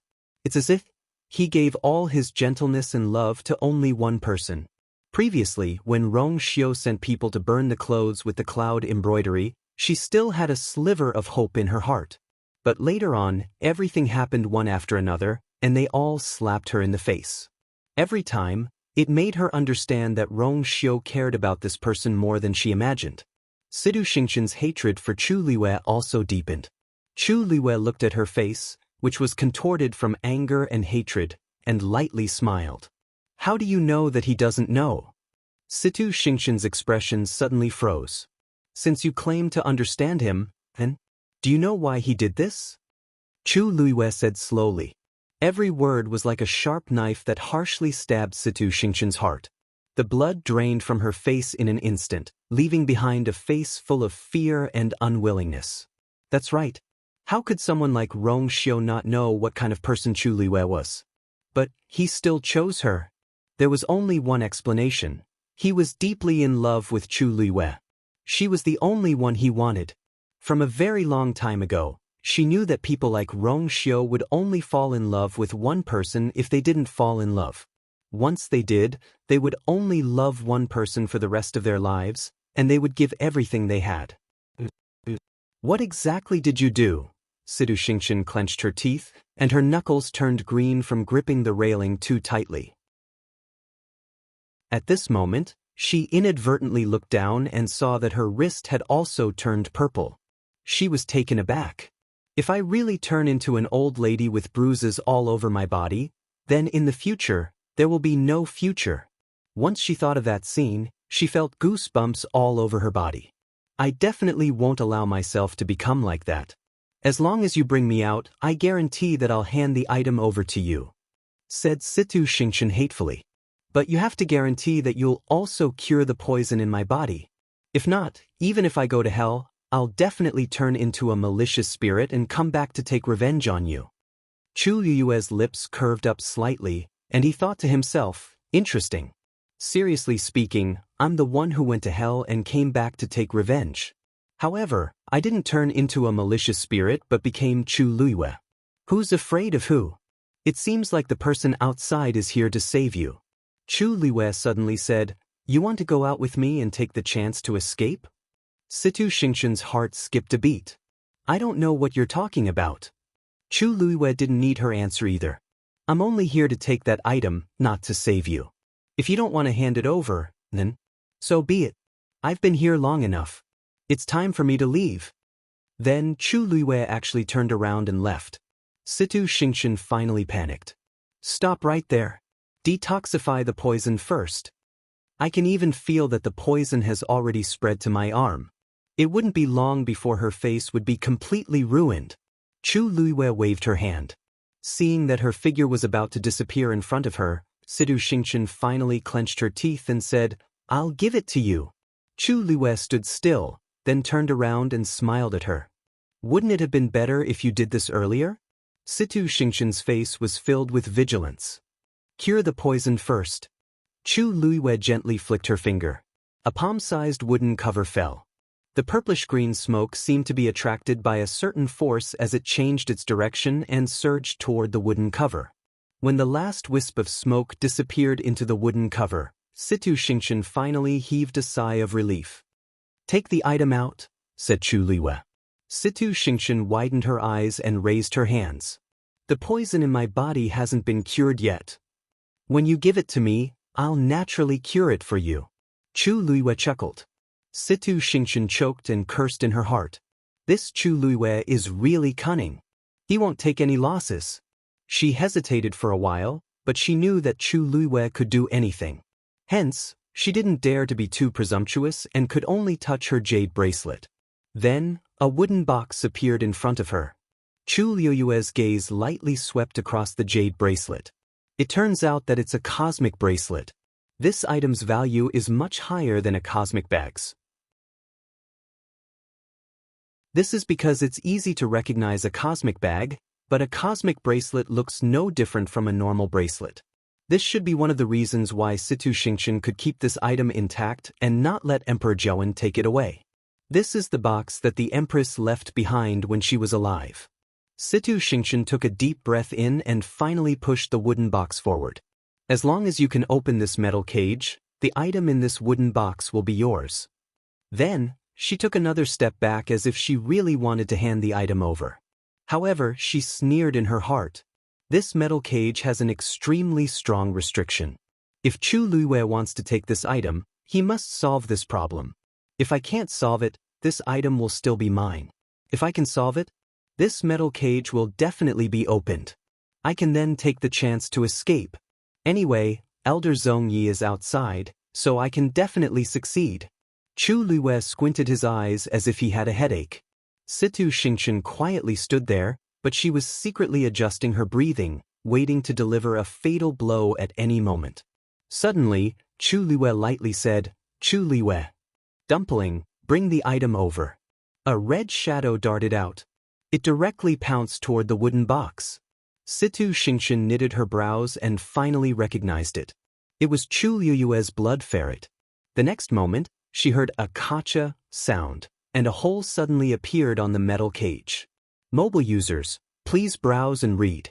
A better reading experience comes from Love Network. Chapter 428. Situ Xingqian immediately dashed toward the opening. At the same time, she stretched out her hand to snatch the wooden box back. At this moment, Dumpling's figure darted out and directly bumped into the wooden box. The wooden box instantly moved to the side. Situ Xingqian's hand narrowly missed it. Indignance flashed across her eyes, but she didn't hesitate in her actions as she continued forward, planning to leave through the opening.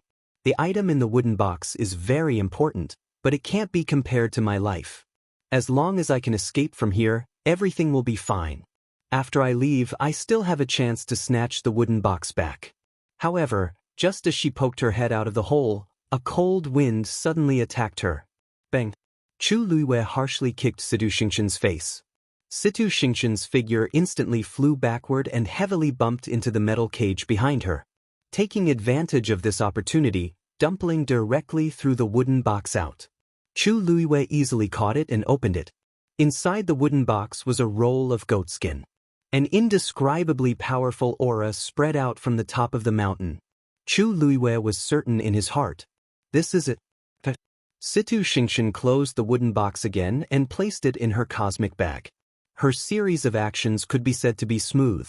Situ Xingqian finally recovered her senses at this point. Her mind was buzzing, and her face was in excruciating pain. There was a strong smell of blood in her mouth.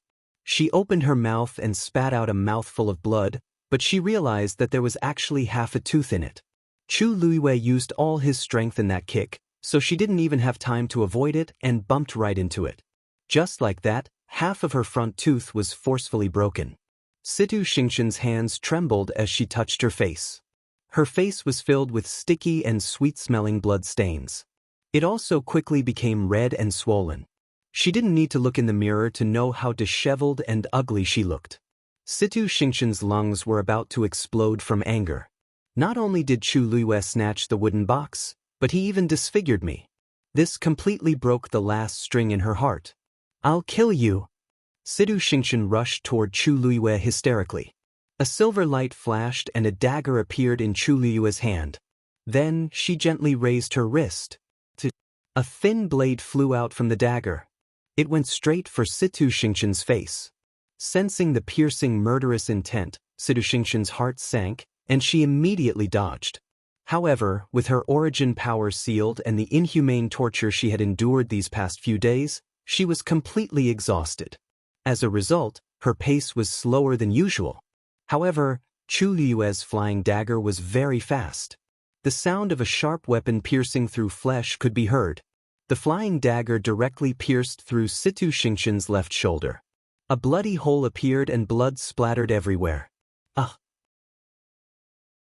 Situ Xingqian shrieked and collapsed to the ground. She frantically looked at her shoulder and realized that it was still bleeding. That dark red blood quickly dyed a large area of her clothes red. The air was filled with the thick smell of blood, which was mixed with the originally unpleasant smell. It was almost nauseating. Situ Xingqian was just about to stand up when a second flying dagger flew out from Chu Liyue's dagger. This time, it was her left ankle. A few pieces of broken bones splattered on the floor. Situ Xingqian was in so much pain that her face was ghastly pale. She couldn't even speak and could only tremble as she curled up into a ball. Only her eyes were filled with hatred as she stared at Chu Liyue as if she wanted to cut her into pieces. Chu Liyue never cared about such gazes. Boom! A loud explosion came from outside again. It's time to leave. Chu Liyue turned around and ran outside. Situ Xingqian struggled to get up, but she still collapsed in the end. She could only watch as Chu Liyue's figure disappeared into the darkness. Her chest shook, and she vomited blood again. Chu Liyue, if there's a chance in the future, I'll definitely make her pay back everything that I've suffered today. Situ Xingqian took a deep breath in and bit her index finger. A drop of blood quickly flowed out. She then rubbed the drop of blood on the jade bracelet on her wrist. A faint light flashed, and the drop of blood was rapidly absorbed into the jade bracelet, disappearing without a trace. However, the two overlapping dots of light gradually turned blood red. Chu Liyue went up the stairs, and the moment she jumped out, she felt the terrifying aftermath from outside. She looked outside and shockingly discovered that the previously complete and indestructible Xian formation had a few cracks now. It was on the verge of collapsing. In front, the gray-robed elder was already surrounded by many imperial guards. At one glance, there were 3 layers inside and 3 layers outside. There were even quite a few corpses piled up at the front. It was obvious that the gray-robed elder killed them all by himself. Chu Liyue knitted her brows. It seems like the gray-robed elder is stronger than I expected. It was also because of this that both parties were in a stalemate. They were in a stalemate. Suddenly, the gray-robed elder lowered his head as if he were looking at something. His back was facing Chu Liyue, so she couldn't see what he was doing. But the next moment, the gray-robed elder's aura increased tremendously. Anyone who blocks me will be killed without mercy. This low and deep voice contained a shocking amount of energy. An invisible wave spread out in all directions with him as the center. Then, he actually turned around and directly rushed toward Blessing Palace. Chu Liyue's heart skipped a beat. He's coming in the direction I'm facing. Well, the defensive Xian formation was completely torn apart. As long as he enters this palace, he'll immediately discover my presence. Chu Liyue surveyed her surroundings and realized that no matter which direction she escaped in, she would attract attention. Just as she was in a dilemma, a greenish-white fire suddenly started burning from Blessing Palace's side door. This was the scene that Emperor Zhouwen saw when he rushed over. The gigantic silver Xian formation had already been torn apart, and a gray-robed elder had already rushed to Blessing Palace's door. The greenish-white fire rose up and instantly surrounded the entire Blessing Palace. His temples suddenly throbbed, and all the blood in his body seemed to have solidified. Stop him! Stop him! Situ Xingqian is still inside. This person clearly wants to use the fire as a smokescreen to bring Situ Xingqian out. This definitely won't do. Actually, Emperor Zhouwen didn't know that the gray-robed elder was also trapped in the fire. The fire started very suddenly, and it was very fierce. Even though he was a stage 6 warrior, it was a little troublesome to deal with it. At the same time, Chu Liyue, who was in the palace, saw the jumping fire and quickly rushed out of the window at the side without hesitation. When she jumped into the fire, her body was instantly wrapped in a layer of red fire. A figure suddenly appeared in front of her. It blocked her path. It's that mysterious person. Mobile users, please browse and read. A better reading experience comes from Love Network. Chapter 429. Chu Liyue immediately became alert. Is he going to attack me at this time? The wide hooded robe completely covered his body, and there was a black scarf on his face. From head to toe, he only revealed a pair of narrow black eyes. Chu Liyue saw that pair of eyes. A strong sense of familiarity surged in her heart. Chu Liyue's pupils constricted. A name was stuck in her throat as if it would jump out at any moment. He looked at her just like that. His eyes were like a pool of stagnant water without any ripples. However, Chu Luiwei instantly understood what he meant. She looked at him and slowly extended her hand. Her fingertips were still trembling slightly, but in the end, she slowly and firmly made a gesture. Finally, the man's expression changed. The next moment, something suddenly flew out of his sleeve. Chu Luiwei's eyes flashed with silver light.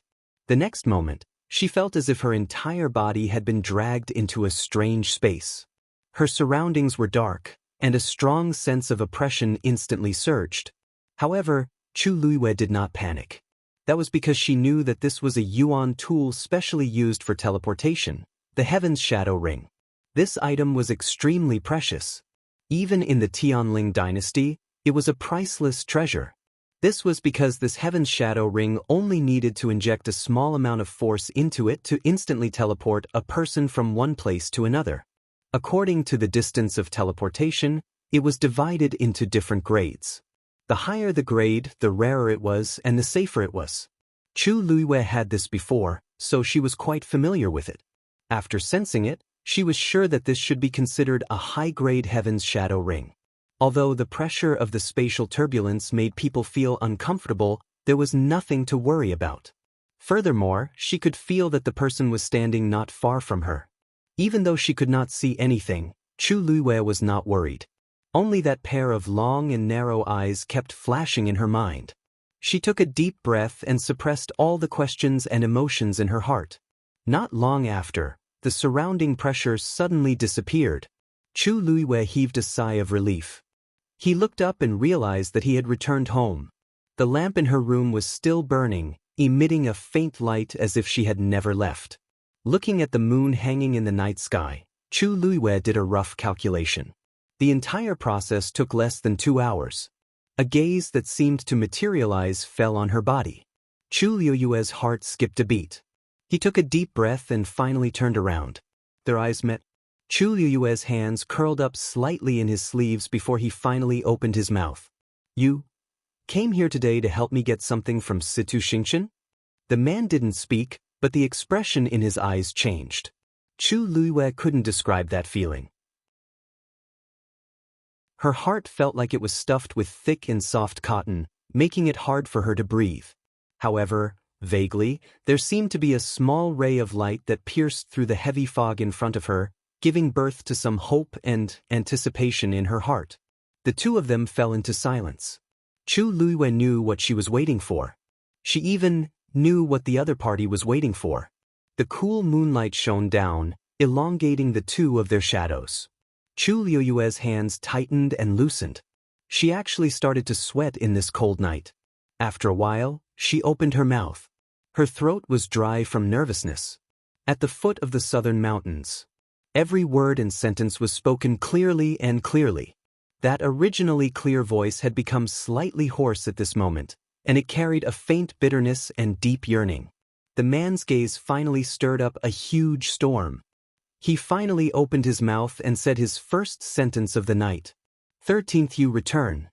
The next moment he lifted his clothes and knelt on one knee. His right hand was tightly pressed against his left chest. Empress concubine, receive a bow from Qi Han. It's him. It's really him. Even though she had already guessed his identity, when she heard it with her own ears and confirmed it herself, her heart still beat wildly.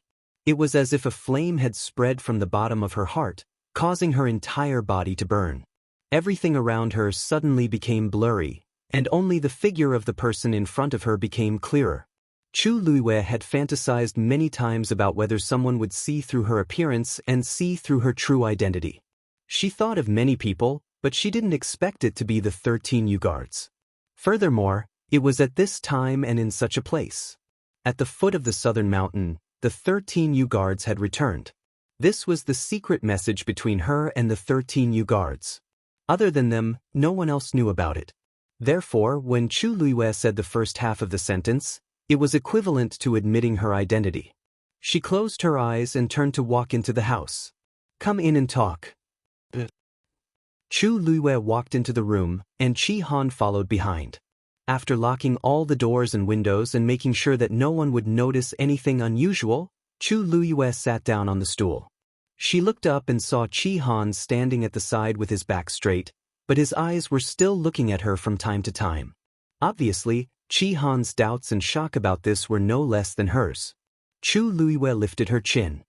So, Chi Han immediately said, "Thank you, Your Highness." Chi Han can just stand. Chu Luyue finally couldn't help but laugh.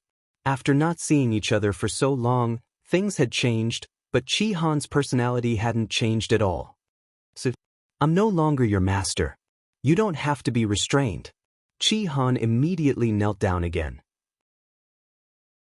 "The 13 you guards will always only have you as their master." He paused and lowered his voice. "Don't tell me, you don't want us again this time?" Chu Luyue felt a lump in her throat. "When did I not want you? Get up first." However, Chi Han was very stubborn. "You haven't returned for so long. I have to kneel a little longer to make up for this period of time." Chu Luyue couldn't help but laugh, but her eyes were red. "If you don't get up, you can go back now." Chi Han hesitated for a moment, then got up and stood at the side with his back straight. After pausing for a moment, he said, "After you left, this subordinate had nowhere to go." Chu Luyue turned her face away and held back the tears in her eyes. After a while, the waves in her heart calmed down. "Tell me, how have you all been in the past year? How did you find this place?" Chi Han said, "Actually, before you got into trouble, we already sensed that something was wrong and planned to go back. But on the way back, a few groups of people appeared and tried to kill us. By the time we rushed back, you had already..." More than half of the ancestral hall had been burned. Chu Luyue was stunned. "So, you went back that day?" Chi Han nodded. "It's all my fault for being too incompetent and being too late." Chu Luyue suddenly thought of something. "What's with the burn on your hand?" Chi Han paused for a moment. "It was burned that day, wasn't it?" Chu Luyue asked. Looking at Chi Han's silent expression, her heart suddenly skipped a beat. "Take off your face scarf." Mobile users, please browse and read. A better reading experience comes from Love Network. Chapter 430. Chi Han hesitated for a moment, but he still did as he was told. The 13U guard had always obeyed Her Highness's orders. When he tore off the mask on his face and lifted his hood, Chu Liyue's heart skipped a beat. The left cheek and neck of the young man in front of her were covered in burn scars. His originally delicate and handsome face had now become like this. Only his long, narrow, and cold eyes were still the same as before. "Why did you?" Chu Liyue opened her mouth with difficulty. After saying a few words, she seemed to be choked by something. After knowing that Her Highness was in danger, how could the 13U guard escape? "It's all because of our incompetence that we couldn't save Her Highness." Chi Han didn't care about the damage to his appearance and body. The only thing he cared about was that he went back too late and couldn't protect Her Highness. Chu Luyue didn't speak for a while. She always thought that she had died alone. She didn't expect that. The 13U guard had already gone back that day. What happened after that? After that, Jiang Yuqing continued to secretly send people to kill us. We planned to join forces with others to avenge you. Chu Luyue smiled faintly. Her eyes were calm as if she was talking about other people. "But you found out that most of them had already betrayed me, right?" Chi Han hesitated for a moment before speaking. "Actually, only a few of them betrayed you. Because some of them had important identities, things were a little tricky. Plus, we were just your personal guards and didn't have much say, so..." Chu Luyue nodded in understanding. Even if Chi Han didn't say it, she could roughly guess what had happened back then. "It's really difficult for you to do all this. What happened after that?" Jiang Yuqing and Shangguan Wan wouldn't let the 13U guard off so easily. They would definitely kill them all. "How are the rest of the 13U guard?" Chi Han clenched his fists. "Don't worry, the others are fine too." Chu Liyue's mood improved a little. Now, the 13U guard was one of the few people she could trust. That's good, that's good. However, Chi Han, why did you leave Heaven's Canopy alone? How did you find me? This was what Chu Liyue was most curious about. Even she herself felt that reincarnating in someone else's body was too ridiculous. How did Qi Han find her? Furthermore, from the looks of it, it was clear that he already knew about it. Most likely, he came here today to seek confirmation. Your Highness, it's not just me. The other members of the 13th Guard are no longer in the Tianling dynasty. A month after the fire in the Imperial Ancestral Hall, Jiang Yuqing framed us for treason and said that it was because he heard about what we did that you went crazy during your cultivation. After that, he issued an arrest warrant for us. After discussing with the 13th Guards, they left Heaven's Canopy together. Chu Liuyue's expression turned even colder. Jiang Yuqing has gone too far. Not only did he force her into a dead end, but he also framed the 13th Guards. After she died, with Sheng Guanwan's help, he could almost do whatever he wanted in the Tianling dynasty. Under such circumstances, the 13th Guard's choice to leave was the best choice. Actually, you don't have to leave Heaven's Canopy even if you leave the Tianling dynasty. Each of you is very powerful. It's a waste of your talents to go outside. Chu Luiyue felt that it was a pity. Qi Han shook his head. Your Highness, you don't know. The reason why we left Heaven's Canopy was because we received a letter. Chu Luiyue paused. What letter? Letter about you. At this point, Qi Han suddenly looked up and fixed his gaze on Chu Luiyue. The letter said that if we wanted to avenge you, we had to leave Heaven's Canopy first. Chu Luiyue was shocked. Who wrote that letter? Anonymous. Even now, we don't know who wrote it. But, under the circumstances, we didn't have any other choice, so we just did it. What? Chu Luiyue was shocked. It's just a letter, and you actually believed it and did it? The 13th Guards were carefully nurtured by her. Each of them was powerful and cautious. Why would they make such a choice because of a letter? Wasn't this too careless? Qi Han's expression became a little strange. Because the handwriting in the letter is exactly the same as yours. Most importantly, there's a token of yours in it.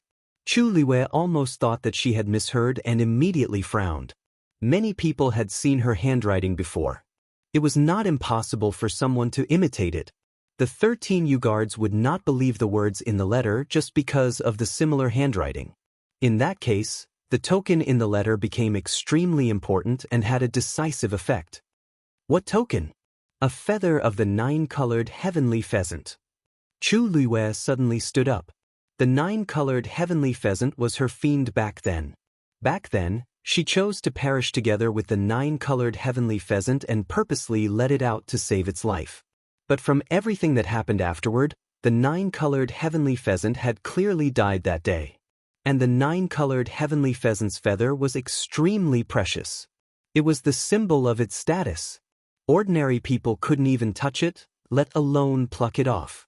Before she died, the 9-colored heavenly pheasant's feather was clearly still 9 neat and tidy. Since it was dead, how could anyone get its feather? Where did the feather in the letter come from? Digression. Mobile users, please browse and read. A better reading experience comes from AI Network.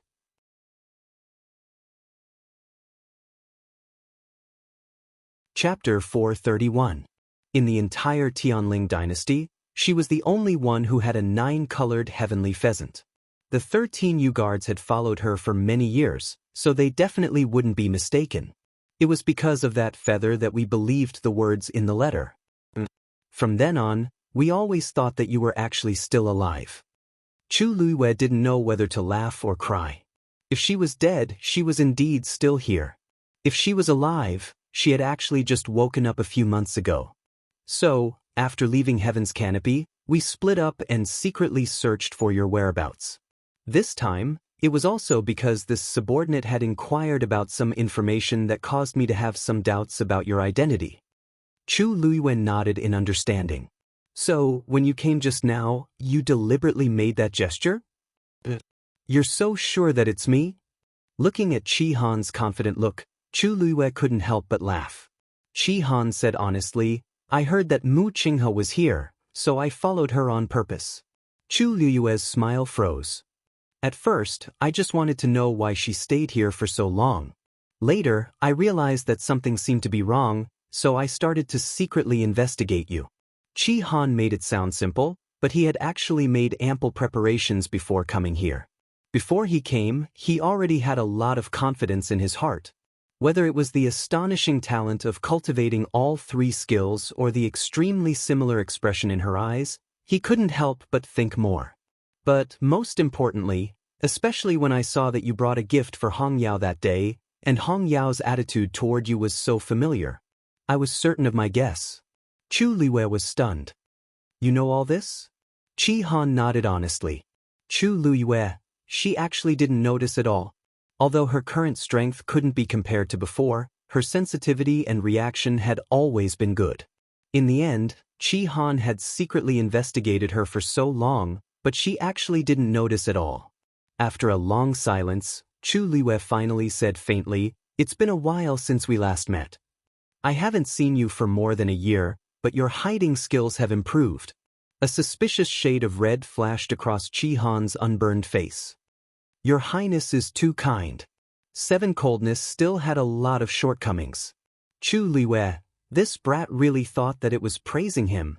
However, looking at his scarred face, Chu Liwei felt distressed. If everything was still fine, is there a way to remove your scar? Chi Han was stunned. He didn't expect her to suddenly change the topic.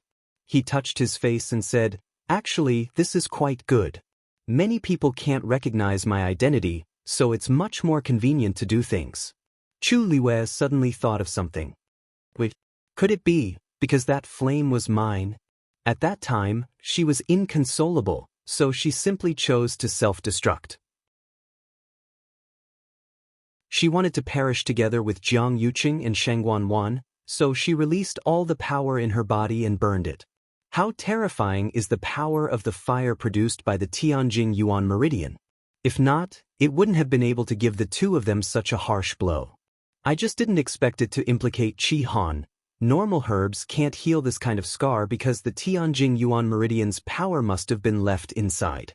If I can heal my Tianjing Yuan Meridian, I might be able to easily solve this problem.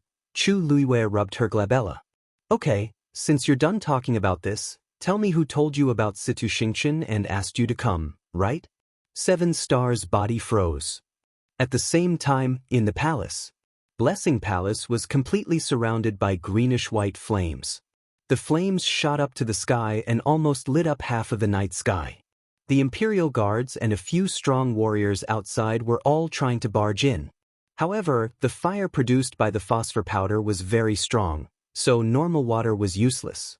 Seeing that the fire was getting bigger and bigger, the crowd became increasingly anxious. Emperor Zhouwen stood at the side, and no matter how the crowd persuaded him, he refused to leave. The bright and scorching fire shone on his face, making his face look even darker. Your Majesty, don't worry.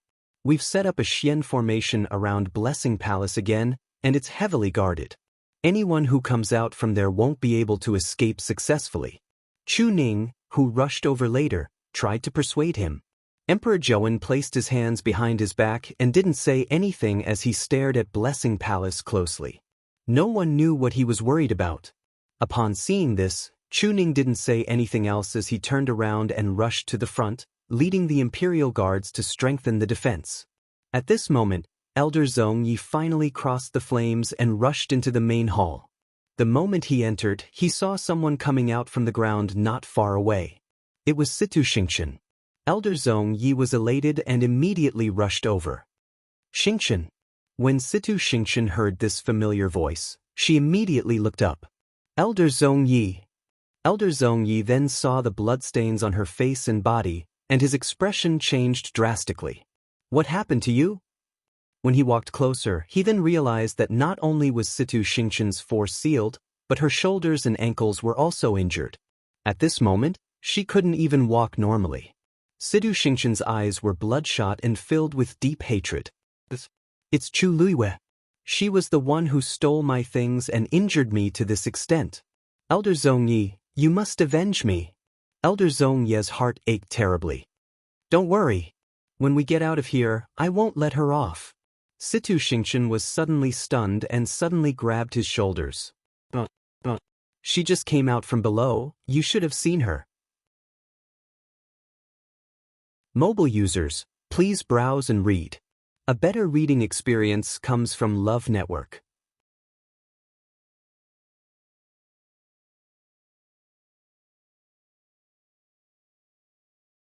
Stop them at all costs.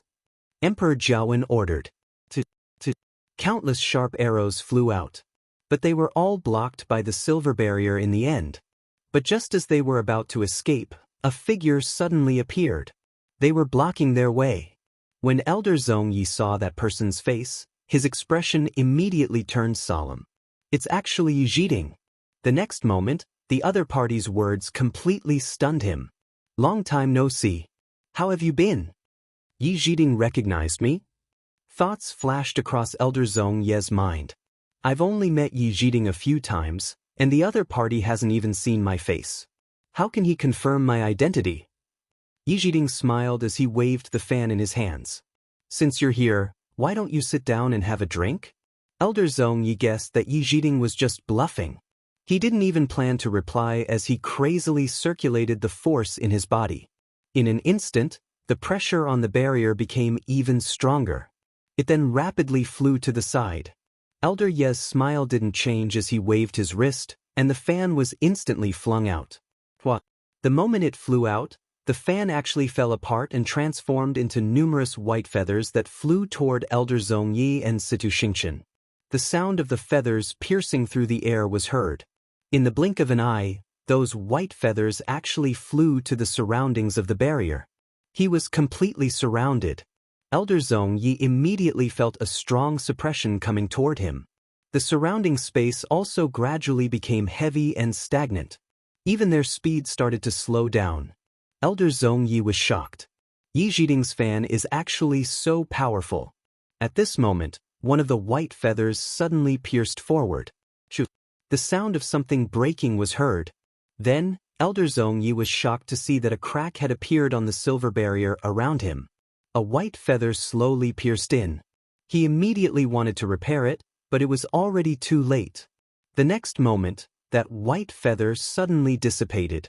The entire barrier also instantly transformed into countless rays of light and scattered in all directions. The veil hat on his head was also crushed by this terrifying force. But just as the two of them were about to be exposed to the crowd, Elder Yi suddenly shouted, "Stop!" Click. The moment he said this, the white feathers instantly multiplied and connected with each other in layers. They completely covered Elder Zhongyi and Situ Xingqian's figures.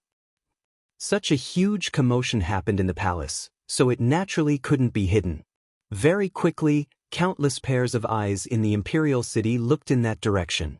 In the dark night, only the fire that shot into the sky was eye-catching and shocking.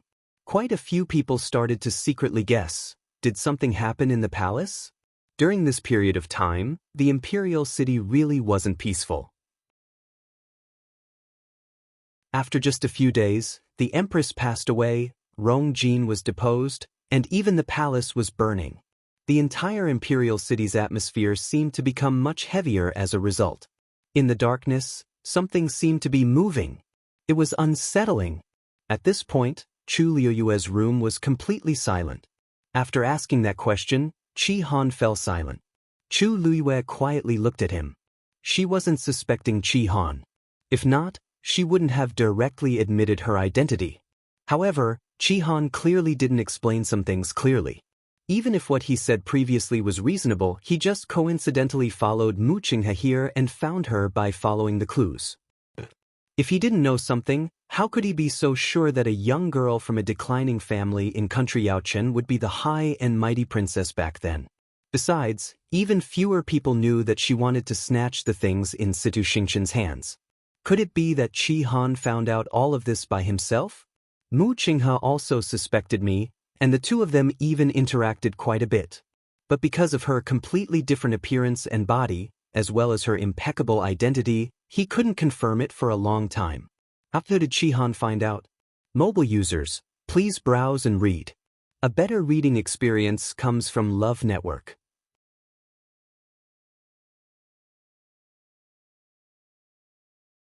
Chapter 433. Qi Han knew that he could not hide it anymore.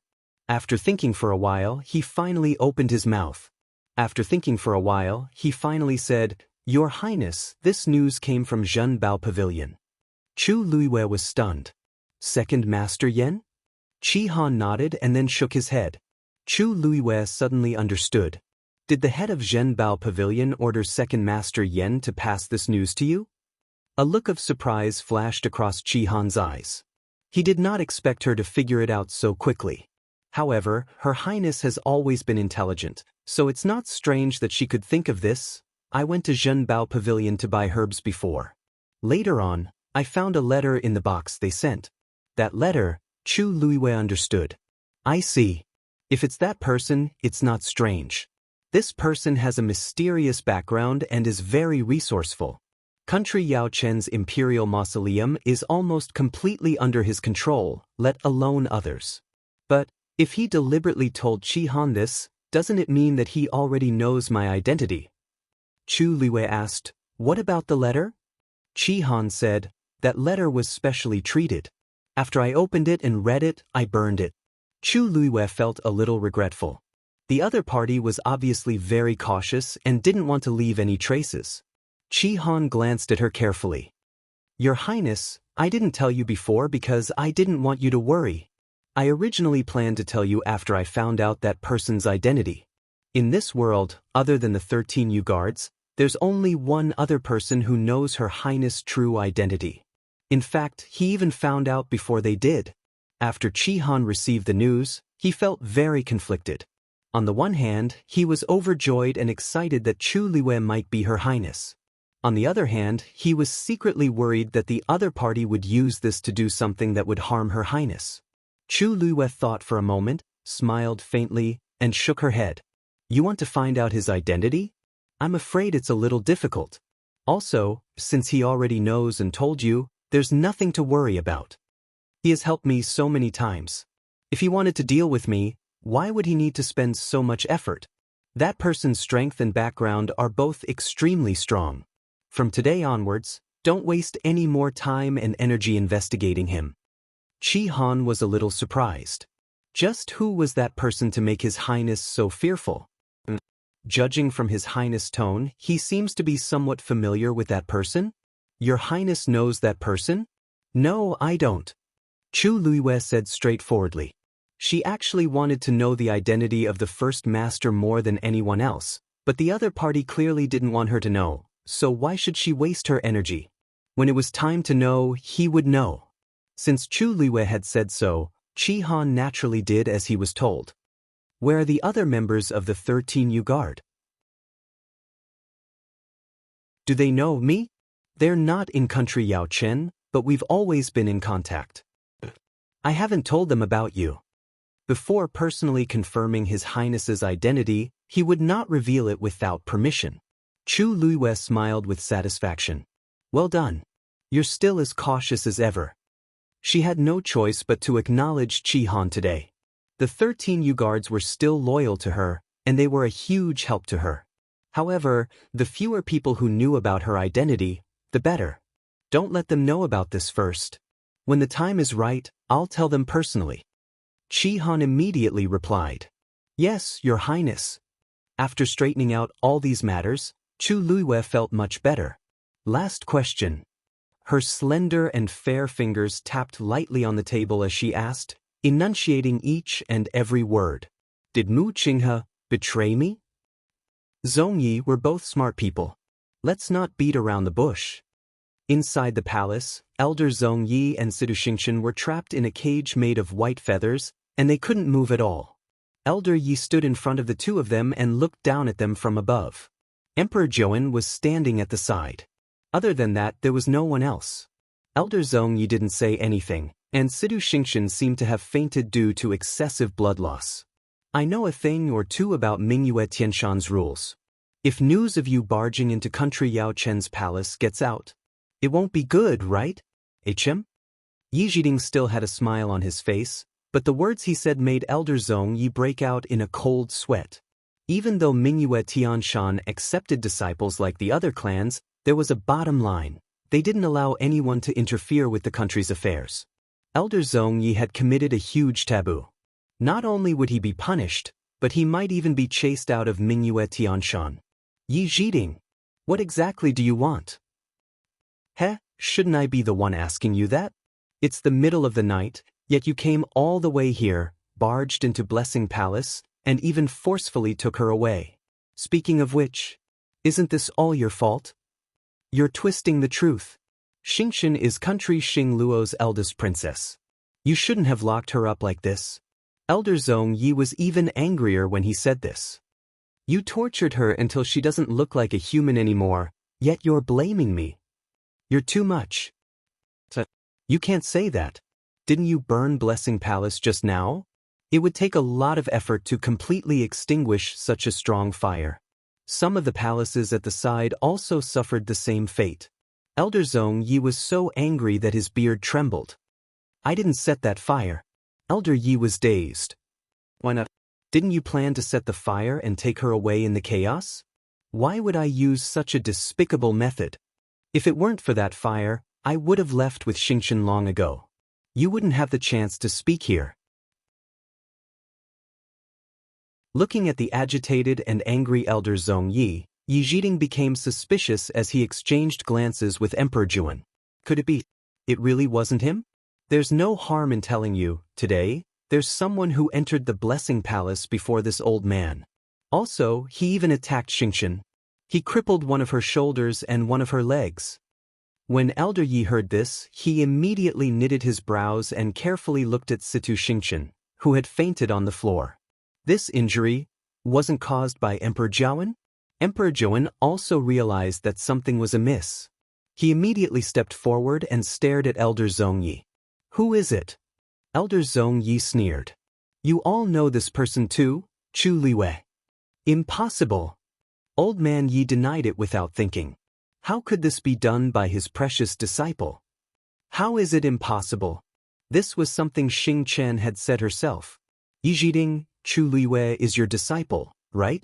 She came and left so smoothly today. Could it be that you're secretly helping her?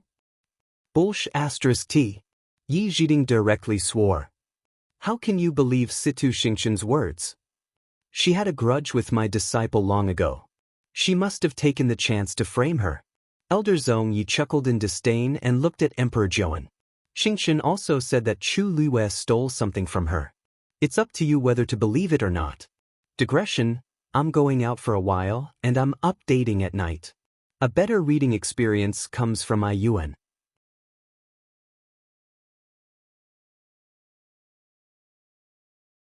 Chapter 434. Hearing this, Elder Yi thought that this was bad. Didn't His Majesty also want to find something from Situ Xianxia? Since Zong Yi said this, he might be suspicious. As expected, he turned around and saw Emperor Jiawen knitting his brows as if he were suspicious. Elder Yi immediately asked, Zong Yi, why are you here? Zong Yi, since this is the case, tell me what Liwei stole from Situ Xianxia. Emperor Jiawen also held his breath. Zong Yi was stumped. Situ Xianxia didn't even have the time to tell me. However, I'm sure that it's what Emperor Jiawen wants from Situ Xianxia when he locked her up. His eyes sparkled as he looked at Emperor Jiawen. Emperor Jiawen, you should know best what she stole, right? Elder Yi sneered. Zong Yi clearly doesn't know. He might even be making it up. Emperor Jiawen kept quiet for a while and glanced at the unconscious Situ Xianxia. I'll talk to her about this personally when she wakes up. Elder Zong Yi immediately became alert. What do you mean? I mean that before the matter is investigated, I'll have to trouble Elder Zong Yi and Situ Xianxia to stay here for a while. Oh, right, Rong Jin and Situ Xianxia's wedding is being prepared. As Situ Xianxia's elder, it's good for you to attend as well. Then, Emperor Jiawen raised his feet and planned to leave. How dare you? Elder Zong Yi was stunned by his words. In a moment of desperation, he directly shouted Emperor Jiawen's name. Who is that Rong Jin? How can he be worthy of Xianxia? If you insist, don't blame me for being rude. Emperor Jiawen stood still and sneered. I'm calling you Elder Zong Yi on account of Mingyue Tianshan. However, this doesn't mean that I'm afraid of you. You're not the only strong person in Mingyue Tianshan. Elder Zong Yi's chest tightened. You've caused such a huge commotion tonight. so you'll definitely attract a lot of attention. Elder Zhongyi, you're a smart person. If you're willing to cooperate, I'll take it that nothing happened today. But if you don't agree, don't blame me for being merciless. One Situ Yen wasn't enough. Did they think that with Zhongyi, everything would be fine? Elder Yi stroked his beard. I remember that it has indeed been a period of time since I went to Mingyue Tianshan. Looks like I should find some time to go back and pay him a visit. Elder Zhongyi was so angry that his face turned red. He never thought that he would be threatened by Emperor Zhuan and Yi Zhiding. However, this was indeed his weakness. He couldn't bear the punishment of Mingyue Tianshan. If he forced his way through, it wasn't like he couldn't leave this place. But in that case, only Situ Xingqian would be left here. He was truly worried. Thus, after Elder Zhongye's expression changed several times, he finally gritted his teeth and admitted defeat. He glared at Elder Yi. Yi Zhiding, don't be smug too early. In this old man's opinion, that precious disciple of yours is very scheming. Who knows when I'll screw you over, and you won't even know. Elder Yi smiled and said, Zhongyi, as an outsider, you don't have to worry about the matters between us. If you have the time, you should take more care of Situ Xingqian. If this injury drags on for too long, it'll leave behind repercussions. You. But I haven't seen you for a few years, and your skills don't seem to have improved.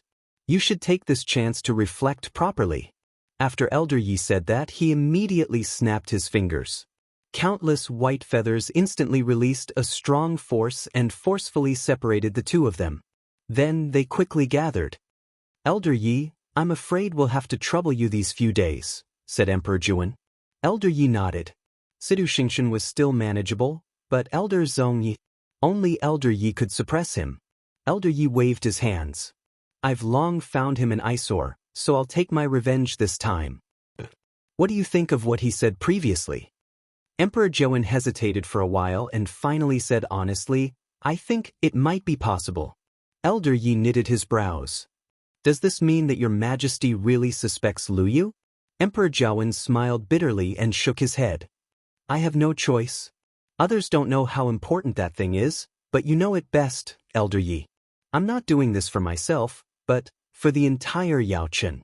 Elder Yi thought for a while. Why don't I go and ask him directly? Emperor Zhuan thought carefully and instantly felt that this seemed to be the best choice. I've always liked Chu Luiyue. On one hand, she's Rong Xiu's fiancée now. If I touch her, Rong Xiu definitely won't be willing. On the other hand, there's also Mu Qinghe. Then, I'll have to trouble you, Elder Yi. The fire in the palace burned for the entire night. It was only completely extinguished when the sun rose the next morning. The entire Blessing Palace had been completely burned down, and even the surrounding halls had become ruins. Quite a few palace servants had also lost their lives. It was rumored that the Blessing Palace had not been maintained for a long time, so it accidentally caught fire and caused this fire. Actually, anyone with eyes would know that the greenish-white fire wasn't an ordinary fire. It was most likely caused by phosphor powder. Ordinary people didn't even have this thing. It was obvious that this matter had deep implications. However, since the palace had already given an explanation, nobody would be so insensible as to investigate further. However, the Blessing Palace used to be Rong Jin's residence. Now that he was just crippled, such a fire started. It was hard not to think too much. This time, he clearly didn't have a chance to turn things around. Princely Mansion.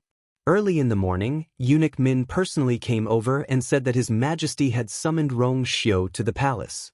Everyone in Princely Mansion was very surprised. His Majesty had always thought highly of Rong Xiu. Considering that his body wasn't well, he rarely let him enter the palace. Today, this meeting came out of the blue. However, Rong Xiu didn't seem to think too much. After simply packing up, he put on a black cloak and followed Eunuch Min into the palace. Emperor Zhuan was waiting in the imperial study. Father. When he saw Rong Xiu enter and wanted to bow, Emperor Zhuan immediately said, There's no need for that. You don't have to be so formal. I called you here today because I have a few things to ask you. Rong Xiu's jade-like face was as gentle as usual. I'll tell you everything I know. Emperor Zhaowen opened his mouth, but he hesitated in his heart. Rong Xiu was his most beloved son. For so many years, he felt very guilty that he couldn't accompany Rong Xiu by his side. Hence, after Rong Xiu came back, he had been thinking of ways to make it up to him. Asking him this question now, it's unavoidably inappropriate. Rong Xiu quietly stood there as if he didn't see Emperor Zhaowen's dilemma. After a while, Emperor Zhaowen finally clenched his teeth and made up his mind. He asked, Rong Xiu, when the palace was on fire last night, something went missing. Someone said that it was Lu Yu who did it. What do you think? Mobile users, please browse and read. A better reading experience comes from iYuan.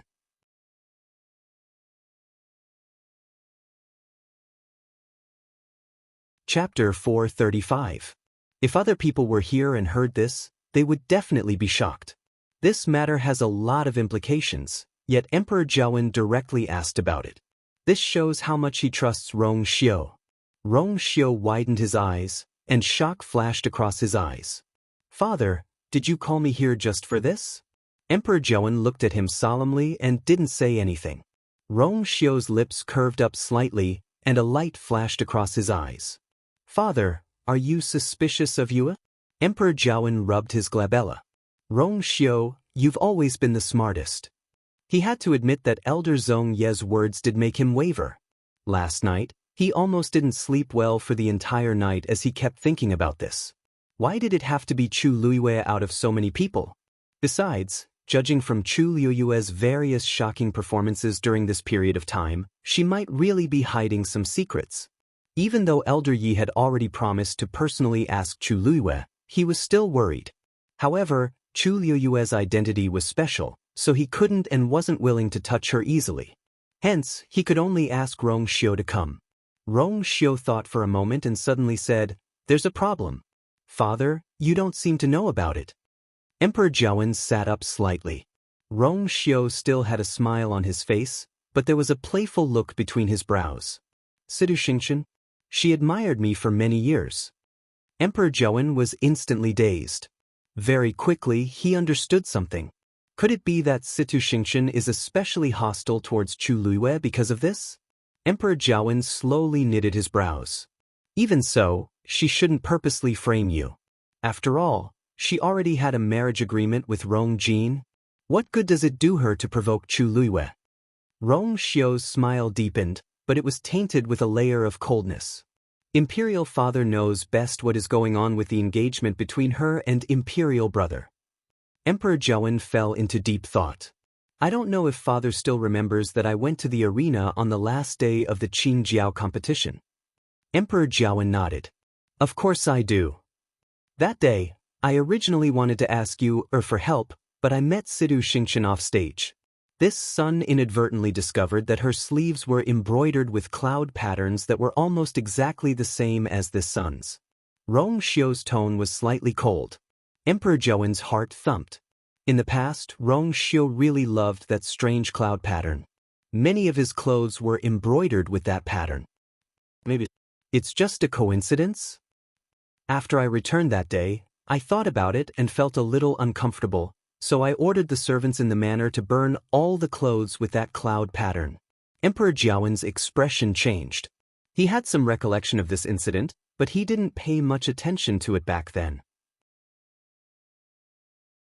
He just thought that Rong Xiu wanted to throw all the clothes away because he had just recovered from a serious illness and wanted to change his mood. He didn't expect this to be the reason behind it. That day, Sidu Xingqian also arrived outside Princely Mansion and saw this scene. After leaving, she went to a remote alley and personally killed a few cultivators. She dismembered their corpses and chopped them into a pile of mush. Only then did she stop. Rong Xiu spoke slowly, but the content made one's heart skip a beat. Father, do you think that this is also a coincidence? Emperor Zhaowen finally couldn't sit still and suddenly stood up. What did you find out about this? Rong Xiu calmly smiled. Father, if I don't even know who went to Princely Mansion and what kind of attitude they had toward me in the Imperial City, how can I continue living? Emperor Zhaowen looked at him with a complicated gaze and didn't say anything for a while. Yeah, I almost forgot. Even though Rong Xiu's body was weak, he was very smart. He had stayed in Mingyue Tianshan for so many years. If he didn't even have this bit of ability, it would really disappoint him. Those few people usually hang around the various casinos and brothels in the Imperial City, and they usually attract a lot of hate. After they died, nobody cared about them. This incident was suppressed just like that. However, if you want to confirm it, it's very easy. You don't have to say anything. I believe you. Emperor Zhouwen tiredly waved his hands and leaned against the chair. Rong Xiu kept quiet. The room fell into silence once again. Emperor Zhouwen's thoughts were in turmoil. Anyone would be able to tell that something was wrong with this matter. For so many years, Situ Xingshan had always been high and mighty, gentle, and elegant in everyone's eyes. But from this incident, it was obvious that she wasn't like that at all. In actual fact, after interacting with Situ Xingshan these few days, he already had this feeling in his heart. However, he didn't expect her to be even more vicious than he imagined. Linking all of these incidents together, many doubts were instantly resolved. This means that Situ Xingshan purposely targeted Lu Yu several times because her love turned into hatred? In this case, there would be a logical explanation for Situ Xingshan's involvement in Rong Zhen's incident and her accusation of Chu Luiyue for no reason. Rong Xiu lightly smiled. I didn't say that. Father, you have your own judgment of who's right and who's wrong. Emperor Zhouwen opened his eyes and looked at Rong Xiu with a deep gaze. I didn't expect that the first time you chose to confess to me was because of Chu Luiyue. By saying all of this, Rong Xiu was undoubtedly admitting that he had his own power in the Imperial City. He was far from being as aloof from worldly affairs as he had shown before. He definitely knew that this was a huge taboo for emperors. Aren't you worried that I'll be wary of you? Asked Emperor Zhouwen word for word. The sunlight shone in from the window and reflected in Rong Xiu's eyes. He said, I'm just choosing the more important option after weighing the two options. And I'm his most important and only choice. Almost at the same time, Chu Luiyue was waiting for Elder Yi in her yard. So many things happened the night before, so Situ Xingshan would definitely point me out and expose everything to Emperor Zhouwen. Thus, I was already prepared. However, I didn't expect it to be my mentor. Chu Luiyue smiled and went up to him. Mentor, what brings you here? Elder Yi looked at her and suddenly asked in shock. When did you break through and become a rank 3 warrior?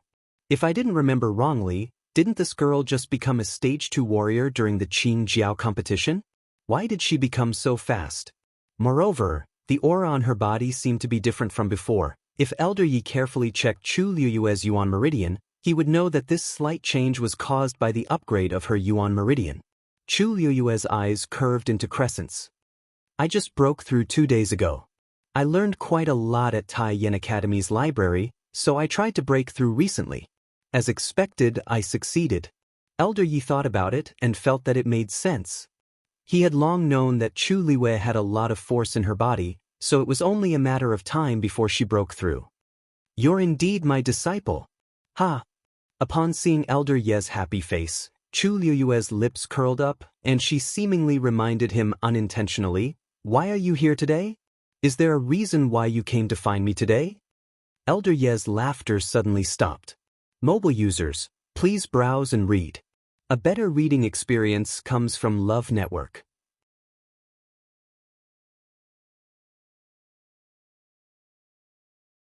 Chapter 436. Actually, he wasn't willing to make this trip. Chu Luiyue was his only disciple, and he couldn't wait to dote on her, let alone question her. But if he didn't ask, he wouldn't be able to answer to Emperor Zhouwen. After much thought, it was more suitable for him to do it. Elder Yi coughed. Girl, where were you last night? Chu Luiyue blinked. Of course, I was at home. If not, where else could I be? Old Mr. Yi carefully observed her expression. He always knew that Chu Luiyue was stronger than what she showed. At the very least, she was above his standards in terms of medicine refinement. He knew very well that this girl had many secrets. But he didn't want to suspect her because of this. You should know that there was a fire in the palace yesterday, right? Chu Luiyue nodded and smiled. It's hard not to know about such a big fire, mentor. Elder Yi thought for a while and finally asked directly, "What happened last night? What happened yesterday? Did it have anything to do with you?" Chu Luiwei blinked. "What do you mean?" Elder Yi stared at her closely, and after a while, he couldn't help but slap his thigh. "I knew that Situ Xingxian did it on purpose. Tell me what exactly happened. Why did she want to kill you?" Chu Luiwei was speechless. Even though she knew that Elder Yi would side with her, this was too straightforward. Chu Luiwei lightly coughed. "It's a long story. Make it short." He still has to rush back to discuss this with Emperor Juan. Chu Luiwei shrugged. "She thinks that I snatched her man." Elder Ye's expression instantly became strange, and he was even a little speechless. "Rong Xiu." Chu Luiwei nodded. "Situ Xingxian personally told me last night. How could it be wrong?" Elder Yi suddenly took a step back and sized up Chu Luiwei. "Mentor, what are you looking at?" asked Chu Luiwei strangely. Elder Yi suddenly chuckled. No wonder. No wonder. So, it's because of this that Situ Xingxian kept trying to drag you down." Chu Luiwei's eyes twitched. For some reason, she seemed to hear a whiff of smugness. "Enough. Master already knows. Just focus on your cultivation at home. There was no need to care about anything else." Old Man Yi said and turned to leave. Suddenly, he turned his head and asked, "By the way, did Mu Qinghe say when she was leaving?"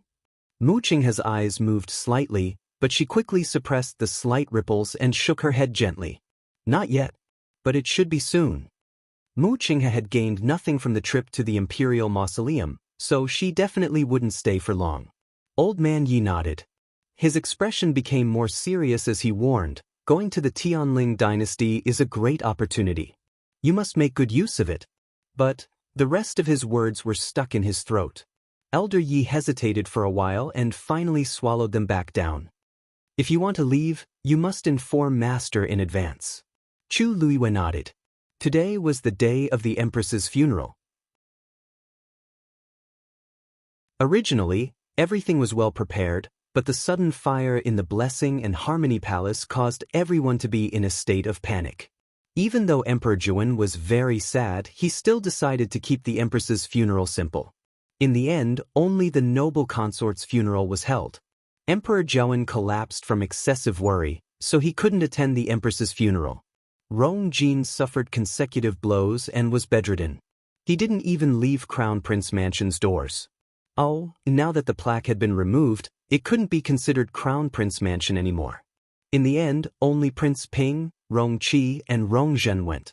But out of the two of them, one had been a rich man's son for many years and didn't have any real power, while the other had a shattered pearl of essence and was completely useless. Even if they were added together, they didn't have much of a presence. As for the Xi family, only a few people went. The Empress's entire funeral was very simple. It started in a hurry and ended in a hurry. At this point, everyone could tell that Emperor Juan did this on purpose. As the Empress, she was the country's mother. After her death, she should hold a national funeral to show her status. But now, the funeral wasn't even as grand as a consort's. If the Empress didn't do something to anger His Majesty when she was alive, why would she have such an ending after her death? All sorts of rumors circulated on the streets, but they all silently disappeared in the end. Not long later, the crowd threw the Empress's death to the back of their minds and started discussing another matter. The Crown Prince position is empty, and His Majesty will definitely choose a new Crown Prince from the few princes. Emperor Juan didn't have many sons, but there weren't many who were suitable to be the Crown Prince. After much discussion, the crowd finally realized that the best candidate was the third prince, Rong Jiu. In terms of capabilities, he entered the Northwest Army and fought on the battlefield for many years. He had many outstanding military achievements. In terms of age, he was in his prime. He was also the second-ranked prince after Rong Jin. Other than his low birth status, he had almost no flaws. Almost everyone was certain that Rong Jiu would become the new crown prince. But the current Rong Jiu wasn't so optimistic. This was because he had already been locked up in the residence for a few days. The Empress's funeral had already ended, but father still hadn't let him go. This inevitably made Rong Jiu worried. At this point, he suddenly heard that father urgently summoned Rong Jin into the palace. It seemed like the two of them had talked for a long time in the imperial study. The longer he waited, the more uneasy Rongjio felt. Finally, on this day, someone came to the palace. The empress was killed by the third prince, Rongjio. From today onwards, he will be locked up in the heavenly prison and await his punishment. Mobile users, please browse and read. A better reading experience comes from AI Net.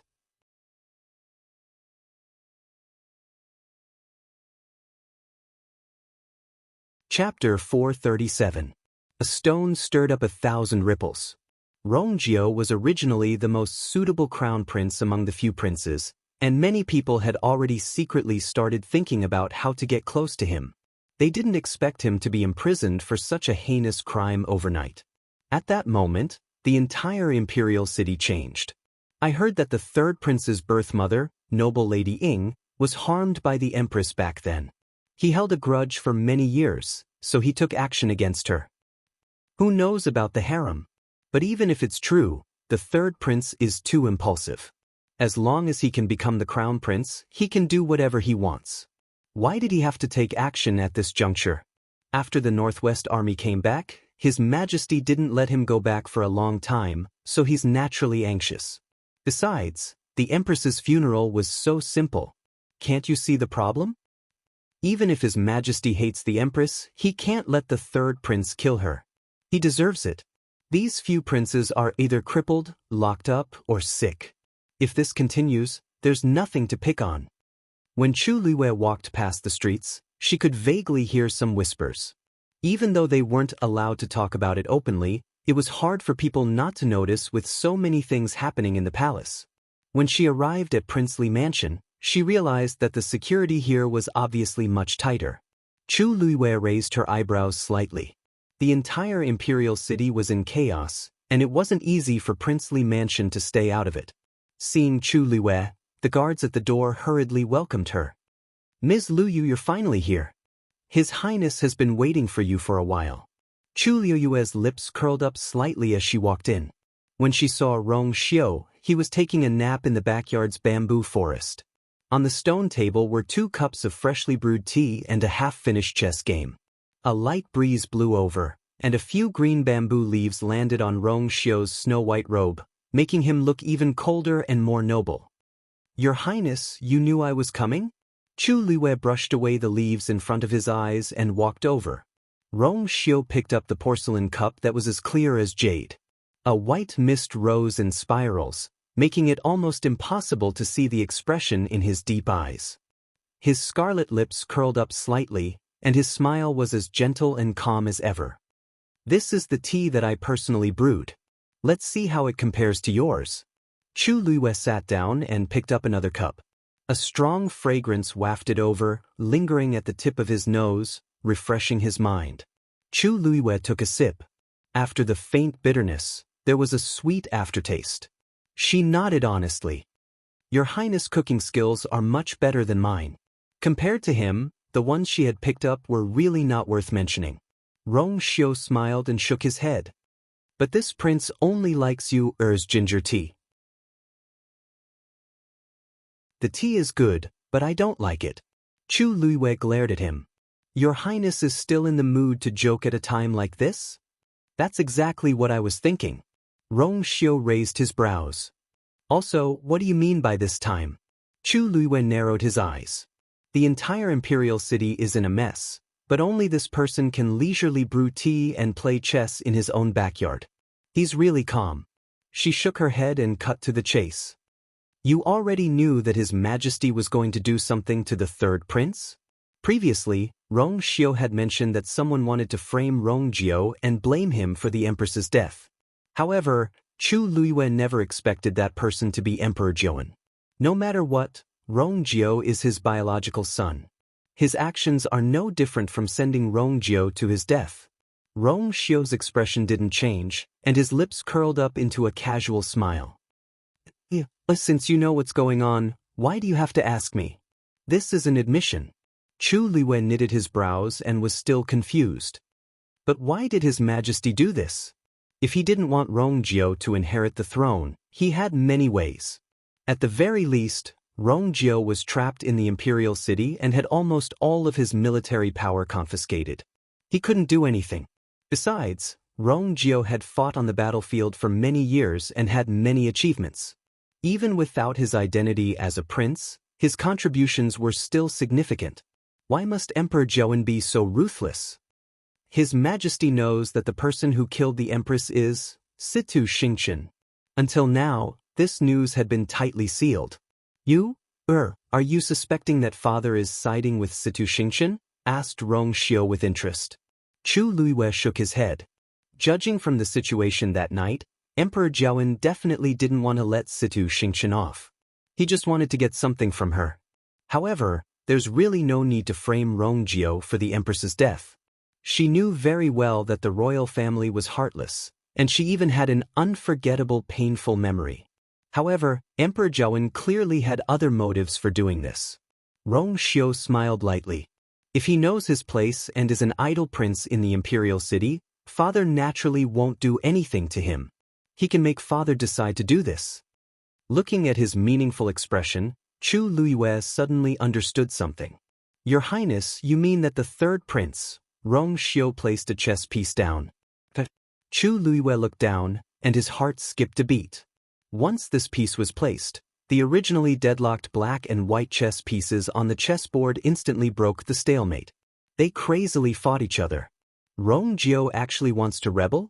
If not, I really can't think of any other reason for Emperor Zhouan to do this. Your Highness, how did you know? Once Chu Luiwei asked this, he couldn't help but regret it. As long as Rongjio wants to, he can know everything. However, Rongjio's expression became strange.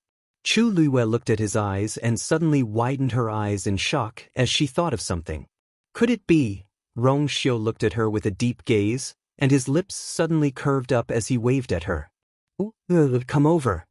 Chu Luiwei stood up in confusion and walked over.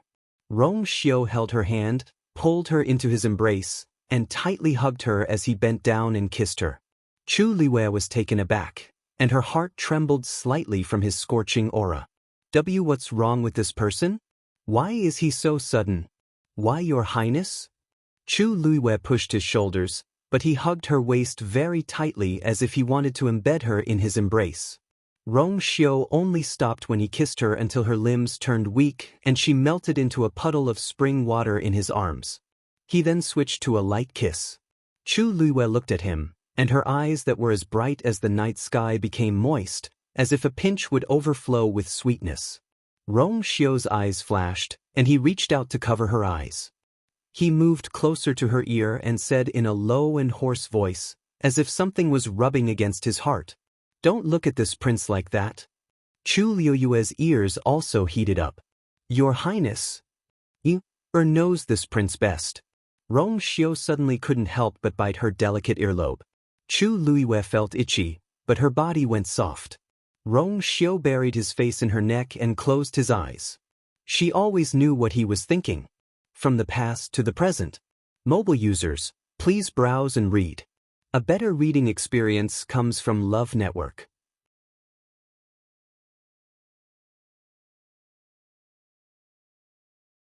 Chapter 438. Chu Luiwei naturally didn't know what Rongjio was thinking. His hot breath landed on her neck and behind her ears, making her feel itchy. The breeze blew, and the bamboo forest swayed. Chu Luiwei instantly became much more awake. No wonder Rongjio kept looking at the entire imperial city's military strength distribution. It turns out that he had long been preparing for this day. Rongjio had stayed in the imperial city for a few months and didn't even leave the city. Now that he suddenly decided to rebel, someone was clearly adding fuel to the fire. And this person was Rongjio. Your Highness, when did you start planning all this? Chu Luiwei couldn't help but ask. Rongjio's low voice sounded by her ear.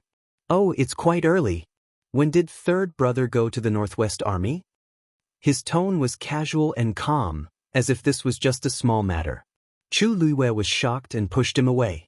She looked back and stared at Rongjio in disbelief with her black eyes.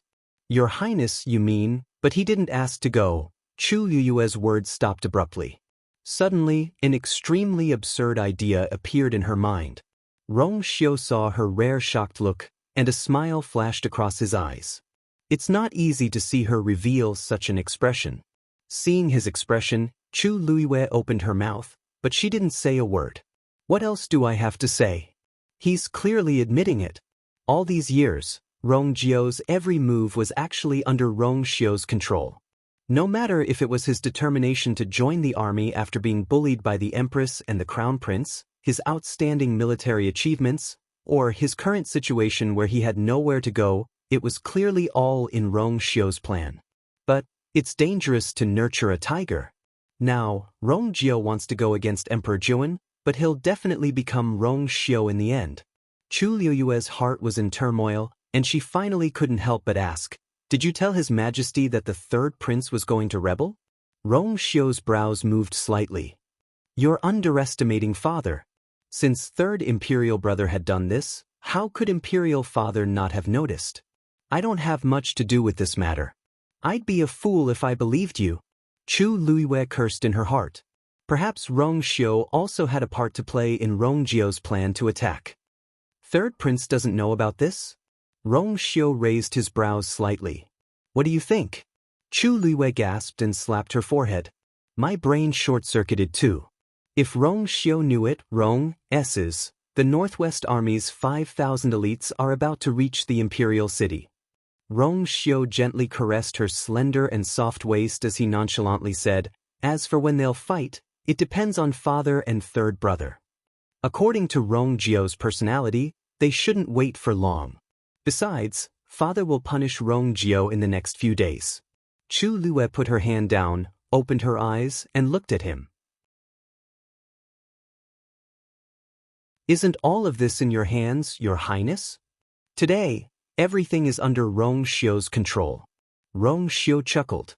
"If I didn't hear wrongly, are you praising me?" Chu Luiyue was speechless. Is the praise more important than the matter itself? Country Yao Chen is about to change. However, Rong Xiu didn't seem to care about it. Looking at her shocked and confused face, Rong Xiu laughed for a while before finally saying, "Don't worry. Don't worry, Lord Chuning will be leaving the imperial capital with a group of people today to investigate some matters. If the imperial guards and the Northwest Army fight, Lord Chuning won't be implicated. Did he purposely send father away from me?" Her conversation with Rong Xiu contained too much joy. Chu Liuyue's mind was filled with thoughts, and she didn't know what to say for a moment. She looked at Rong Xiu with a complicated gaze. This man was devilishly handsome, extremely talented, and terrifyingly scheming. But he just had to be so honest with her that she didn't know how to face him. He had plotted for so many years and played such a big game of chess, yet he told her so easily. "Your Highness, aren't you worried that I'll tell others about this?"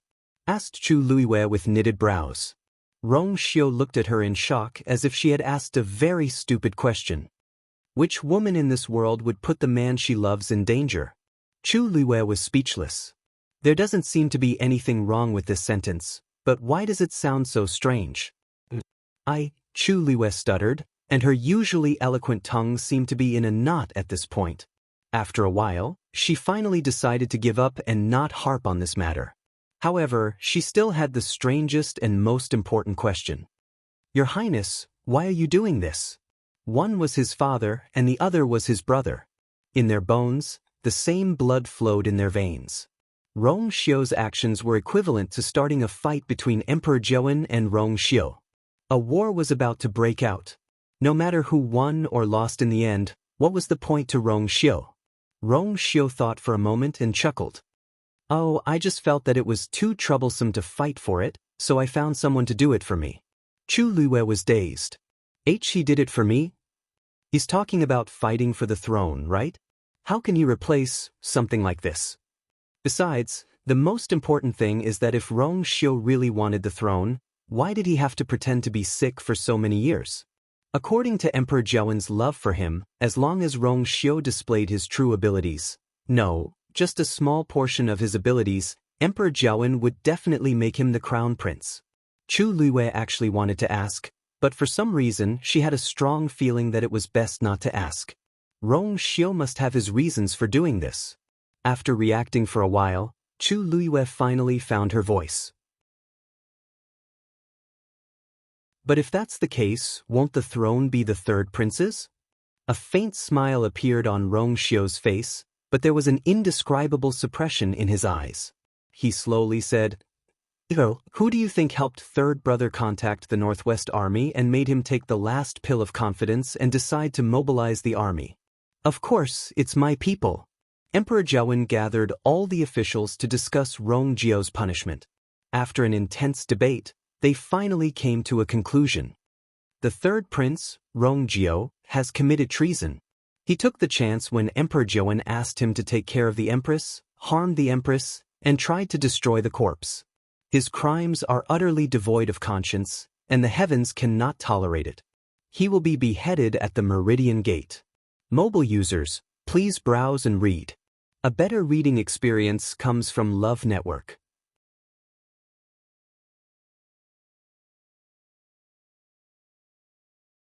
Chapter 439. Early in the morning, the imperial city's streets and alleys were filled with people. Whether it was out of curiosity, pity, or some other reason, everyone rushed to the Meridian Gate.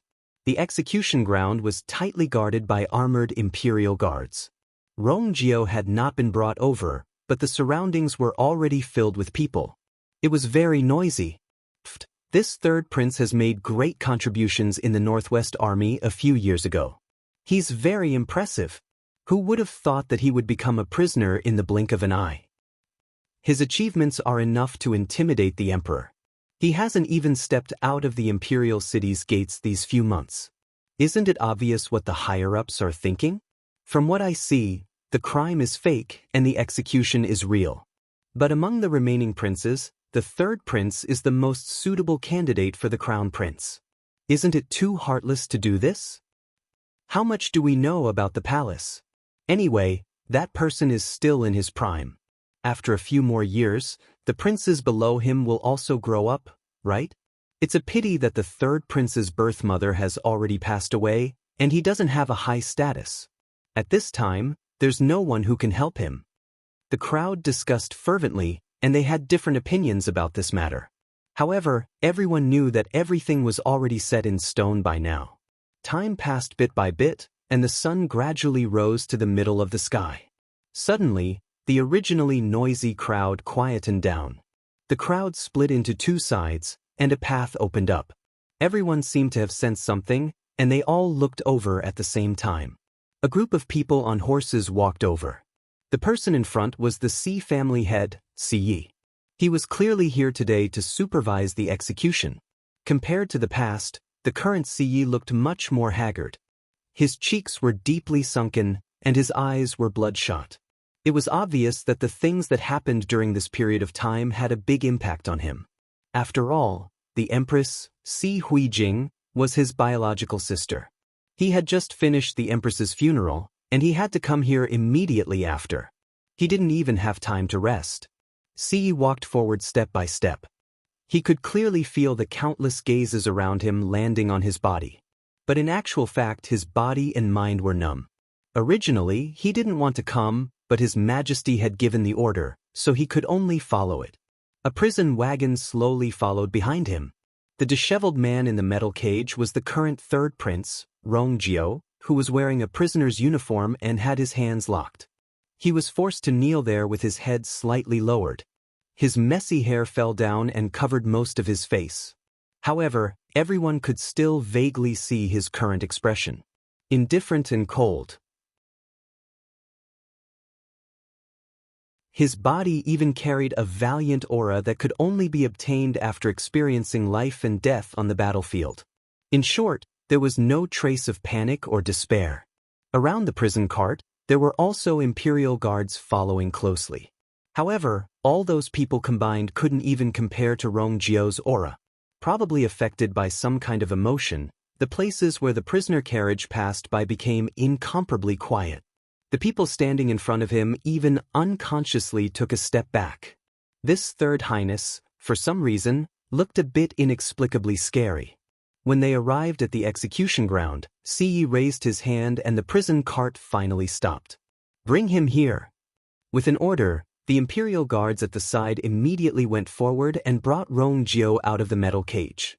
Two extremely sharp swords were pressed against Rongjio's neck as they brought him to the execution ground in the middle. From start to end, Rongjio's expression didn't change much. But when he stood still at the execution ground, he suddenly looked up and glanced in the direction of the palace as mockery flashed across his eyes. It seems like father won't change his decision. Today, he was determined to put him to death. Rongjio retracted his gaze and looked down to hide the murderous intent in his eyes. Unless it was his last resort, he actually didn't want to do this. However, he had been on the battlefield for many years and had experienced countless life and death situations. He didn't expect that he would end up with such an outcome. Anyone would feel hopeless if they were in his shoes. "Hurry up and kneel," yelled the person behind Rongjio impatiently as he harshly kicked Rongjio's knees. However, Rongjio didn't kneel down from the kick. His physical body was as hard as a piece of steel. Seeing that Rongjio didn't kneel down as he wanted, the man who kicked him was shocked. Rongjio slowly turned around and glanced at him. The man immediately felt guilty under her gaze, and an inexplicable trace of fear appeared in his heart. Then he frowned and hollered, "What? What are you looking at? Do you think you're the high and mighty third prince? He's just a criminal on death row, yet he's still so arrogant when he's about to die. Kneel down." That man gave the person beside him a look, and the two of them exerted their strength. The two long swords instantly slit Rongjio's neck, and red blood slowly seeped out. The last bit of hesitation in Rongjio's heart finally disappeared. He slightly bent his knees as if he was really going to kneel down. However, in the next moment, his body suddenly leaped up and kicked the two people closest to him. His actions were too fast, and the two of them didn't even have time to react before they were harshly kicked away by Rongjio. Siyi immediately realized something and hollered, "Capture! Capture him! Rongjio actually wants to escape." The surrounding crowd also reacted at this point and rushed forward. An enormous figure suddenly appeared above Rongjio's head. Siyi looked over and was shocked. It was a fourth-grade fiend, a white thatched falcon. While that white thatched falcon suddenly spread its wings. Rongjio flipped over and jumped onto it. "Go!" Following a clear cry, the white thatched falcon flapped its wings and flew into the sky. At this point, the surrounding crowd finally understood that it was Rongjio's fiend. When he was locked up in the prison, he didn't have anything else on him other than his prison clothes. But they actually forgot that he had his own fiend. Rongjio had been very low profile these few months in the Imperial City, so they actually forgot that he had such a trump card. Even though this white thatched falcon was a fourth-grade fiend, it was ferocious and had strong combat skills. It was almost considered the top among the fourth-grade fiends. The human and fiends figures quickly flew into the distance. Siyi immediately said, "Prepare!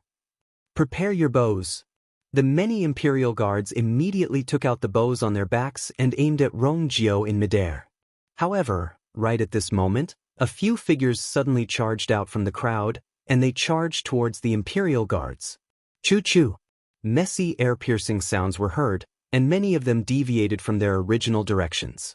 They didn't even touch the edges of the white thatched falcon's wings. Siyi looked at the people who suddenly rushed over in shock and anger, and he suddenly widened his eyes in shock. They actually took the initiative to use their killer move. They came prepared. Mobile users, please browse and read.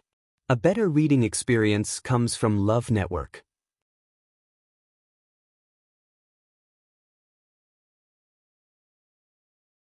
Chapter 440. The crowd instantly fell into chaos. Those people were wearing very normal clothes, and they looked no different from the commoners who were here to join in the fun. It was precisely because of this that their actions were especially sudden. Siyi roughly glanced at them, and there were at least hundreds of them. These people were clearly here for Rongjio. More importantly, from the ruthless moves of these people, it was obvious that they were trained on the battlefield. Siyi suddenly understood something and gasped. Rongjio actually mobilized the Northwest Army to save me. Didn't they say that he handed over his military power after returning to the imperial city and didn't contact the Northwest Army again? What exactly is going on with these people's appearance? In just an instant, screams, weapons clashing, and the sound of sharp weapons piercing into flesh were all mixed together. Countless people screamed and escaped. Siyi was about to chase after Rongjio when two people suddenly rushed over from the side and directly blocked his path. The next moment, they actually attacked before Siyi did. Siyi was forced into a chaotic battle. The two parties had just exchanged a few moves, and he knew that things were bad. These people all killed their way out of a pile of corpses. Even if their cultivation levels weren't as high as his, they were the best at killing people.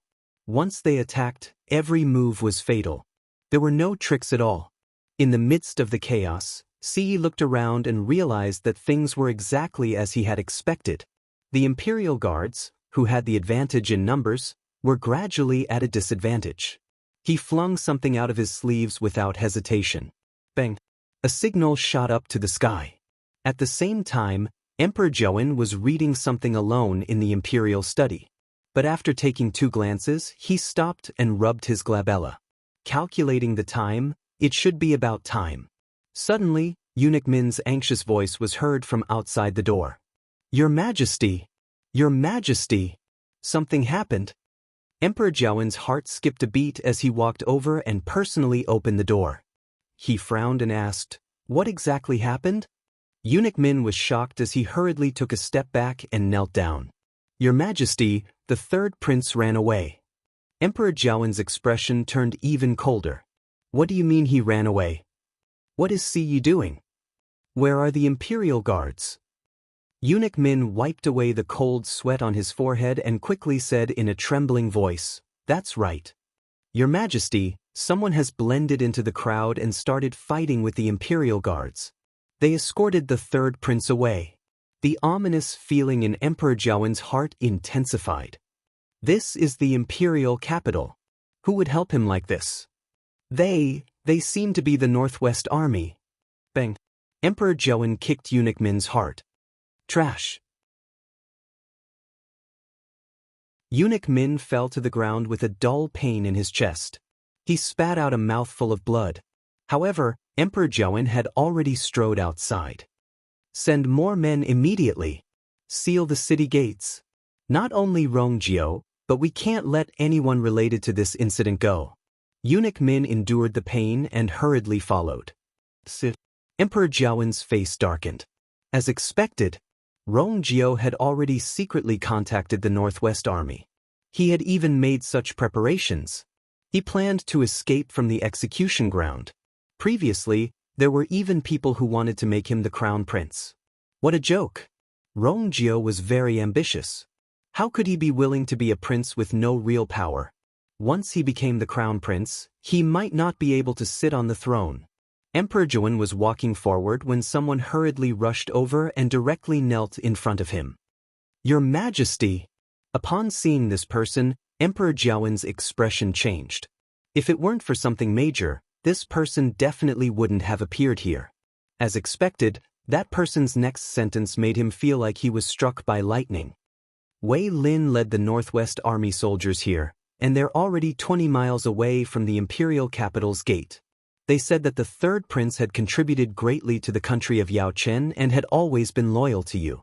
Now, you're listening to the slanderous words of a villain and want to execute him. This really hurt the hearts of countless soldiers guarding the borders. So, they're here to ask you to clear the third prince's name.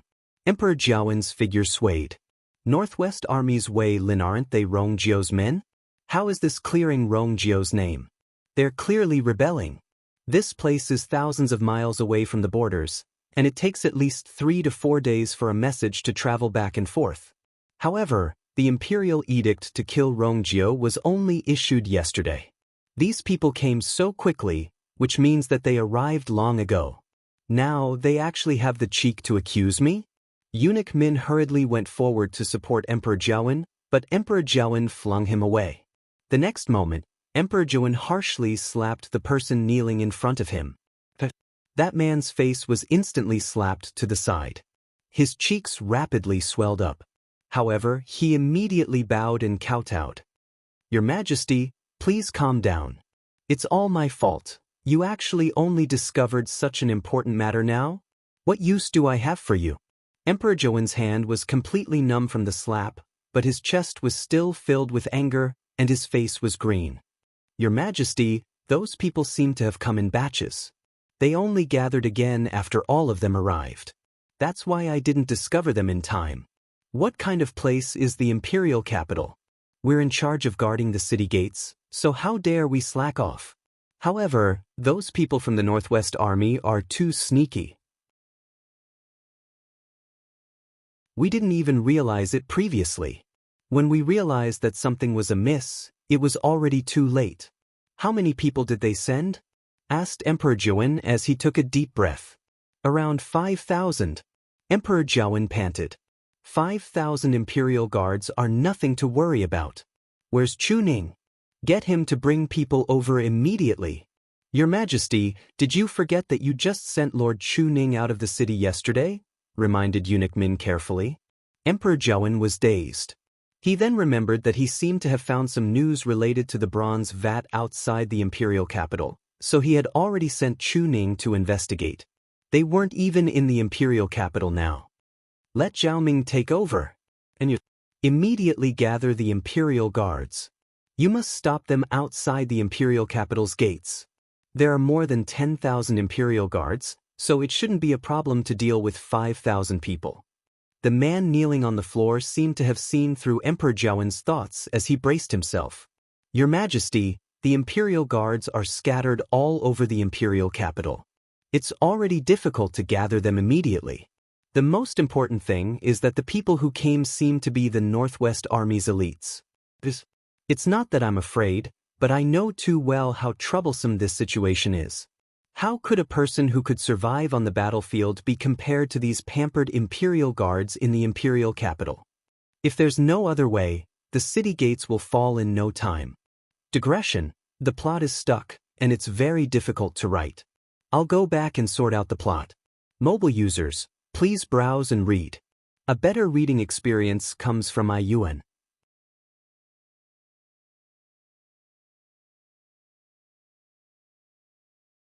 Chapter 441. It was early winter in the imperial city, and the wind was biting cold. Outside the city gates, the soldiers from both sides were in a standoff. Time passed bit by bit, and the afterglow shone down. Outside the city gates, 5,000 elites stood in formation, filled with a strong murderous aura. After looking at them for a long time, one could almost smell the sand and blood mixed in the air. The imperial guards on the city walls were fully armed. A tall man dressed in black armor stood in the middle of the group. This person was the deputy commander of the imperial guards, Zhao Ming. Chu Ning was not around, so he took on the task at the last moment and became the commander of the imperial guards. His eyes were fixed on the front as he shouted in a deep voice. "Where is the Northwest Army's deputy general, Wang Lin?" His low and powerful voice instantly spread far and wide. A man in red armor took a step forward. "I'm here." It was an extremely muscular man who looked no more than 30 years old. He had a beard on his face and looked very fierce. Zhao Ming took a deep breath. Wang Lin was very famous in the Northwest Army. He was violent and strong. Moreover, he was a stage 5 warrior who fought his way out on the battlefield. Just by himself, he could take on 100 people by himself. Not to mention the thousands of soldiers behind him, who were obviously not easy to deal with. Rongjio was fully prepared this time. According to Yao Chen's laws, the deputy general can't leave the army without His Majesty's orders. He can't bring soldiers into the imperial city. "Wang Lin, are you rebelling?" Wang Lin laughed. "Zhao Ming, it's fine if you're not strong enough, but it turns out that your brain is useless too. I've already said that this is not a rebellion. It's just that His Majesty's actions toward the third prince are unreasonable. He even hurt the hearts of the Northwest Army soldiers. We're only here to help His Highness the third prince and to seek justice for ourselves." Zhao Ming was about to retort when he suddenly saw a commotion in the crowd opposite him. Then, it suddenly split in the middle. A man walked out from the middle. He was wearing armor, and his face was solemn and majestic. It was Rongjio. Zhao Ming's heart sank. Rongjio indeed successfully escaped. After the riot at the execution ground, the Imperial Guards were collectively mobilized to search for Rongjio's whereabouts in the entire Imperial City. However, they did not find anything until he arrived. It turned out that Rongjio had already left the Imperial City during the chaos. At this time, the prison clothes and shackles on his body were long gone. He was dressed in martial attire and looked bloody and fierce. "Greetings, Your Highness." Wang Lin cupped his fists and bowed.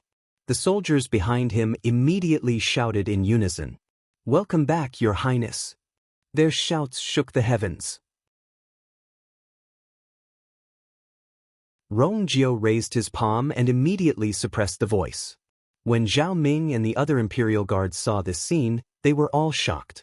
The fact that Rongjio could do this was enough to show his prestige in the military. No wonder he dared to do this. Rongjio looked at Zhao Ming expressionlessly. "Zhao Ming, I don't want to hurt the innocent, so I'll give you a chance. Open the city gate. Otherwise, don't blame I for being merciless." How could Zhao Ming do it? "Your Highness." Doing such a rebellious thing, in the end, he would be spurned by the world. "I advise you to repent and be saved. Return with me now and apologize to His Majesty." Rongjio sneered. "I have already been labeled as a rebellious person. Since that's the case, I might as well fulfill this label." A trace of uneasiness surged in Zhao Ming's heart. "I joined the army when I was 14 years old and fought on the battlefield for many years, killing countless enemies. There are a total of 23 scars on my body, and every one of them is fatal. I have made great contributions to country Yaochen, but in the end, all I received was a prison uniform and countless crimes." If he admitted it, how could he be reconciled? Apologize? The person sitting on the dragon throne now did not have the qualifications to order him around from a high position. Zhao Ming said in a deep voice, "Your Highness." Before he could finish speaking, he saw Rongjio raise his hand high. Then it fell harshly. "The first person to break the city gate today will be promoted by 3 levels. 1,000 taels of gold." A low and powerful voice instantly sounded. The countless Northwest Army soldiers behind him instantly became excited. They raised their arms and shouted in unison, "Kill, kill, kill." Wang Lin looked up and laughed. "Haha, brats, didn't you hear what His Highness said? This time I won't go easy on you. This city gate. Let me take it." Then, Wang Lin's figure instantly rushed out. When one person moved, 1,000 people followed. Seeing Wang Lin go straight to the city gate, the people behind him followed one after another. Rongjio suddenly pulled out the padao that he always carried with him. The sound of the padao rang out. The wind howled. The next moment, he tipped his toes and personally attacked. Today, he would return all the humiliation and torture that he had suffered in the Imperial City. Zhao Ming immediately said, "Release the arrows." The Imperial Guards hidden behind the battlements of the city wall drew their bows in unison. Countless black iron arrows pierced through the air. The two sides were completely engaged in a battle. When the city gate was in a tense situation, the Imperial City was also in chaos. Even though a portion of the Imperial Guards were responsible for guarding, the people's hearts were in chaos. The streets and alleys were in a mess, and almost no one appeared. Everyone was hiding in their own homes. After Rongjin was removed from his position, everyone thought that Rongjio would naturally be made the new crown prince. Who knew that not only did he not become the crown prince, but he even directly started a rebellion. However, anyone with a discerning eye could tell that Rongjio had long made preparations. If not, he wouldn't be able to gather the Northwest Army in such a short period of time. For a moment, the crowd couldn't tell if Emperor Jiawen let Rongjio down first or if Rongjio started the rebellion first. However, Chu Liwei didn't have time to care about all this at this point. This was because Mu Qinghe personally came to her residence. In the room, Chu Liwei slightly widened her eyes. "What? Leave now?" Mobile users, please browse and read. A better reading experience comes from Love Network.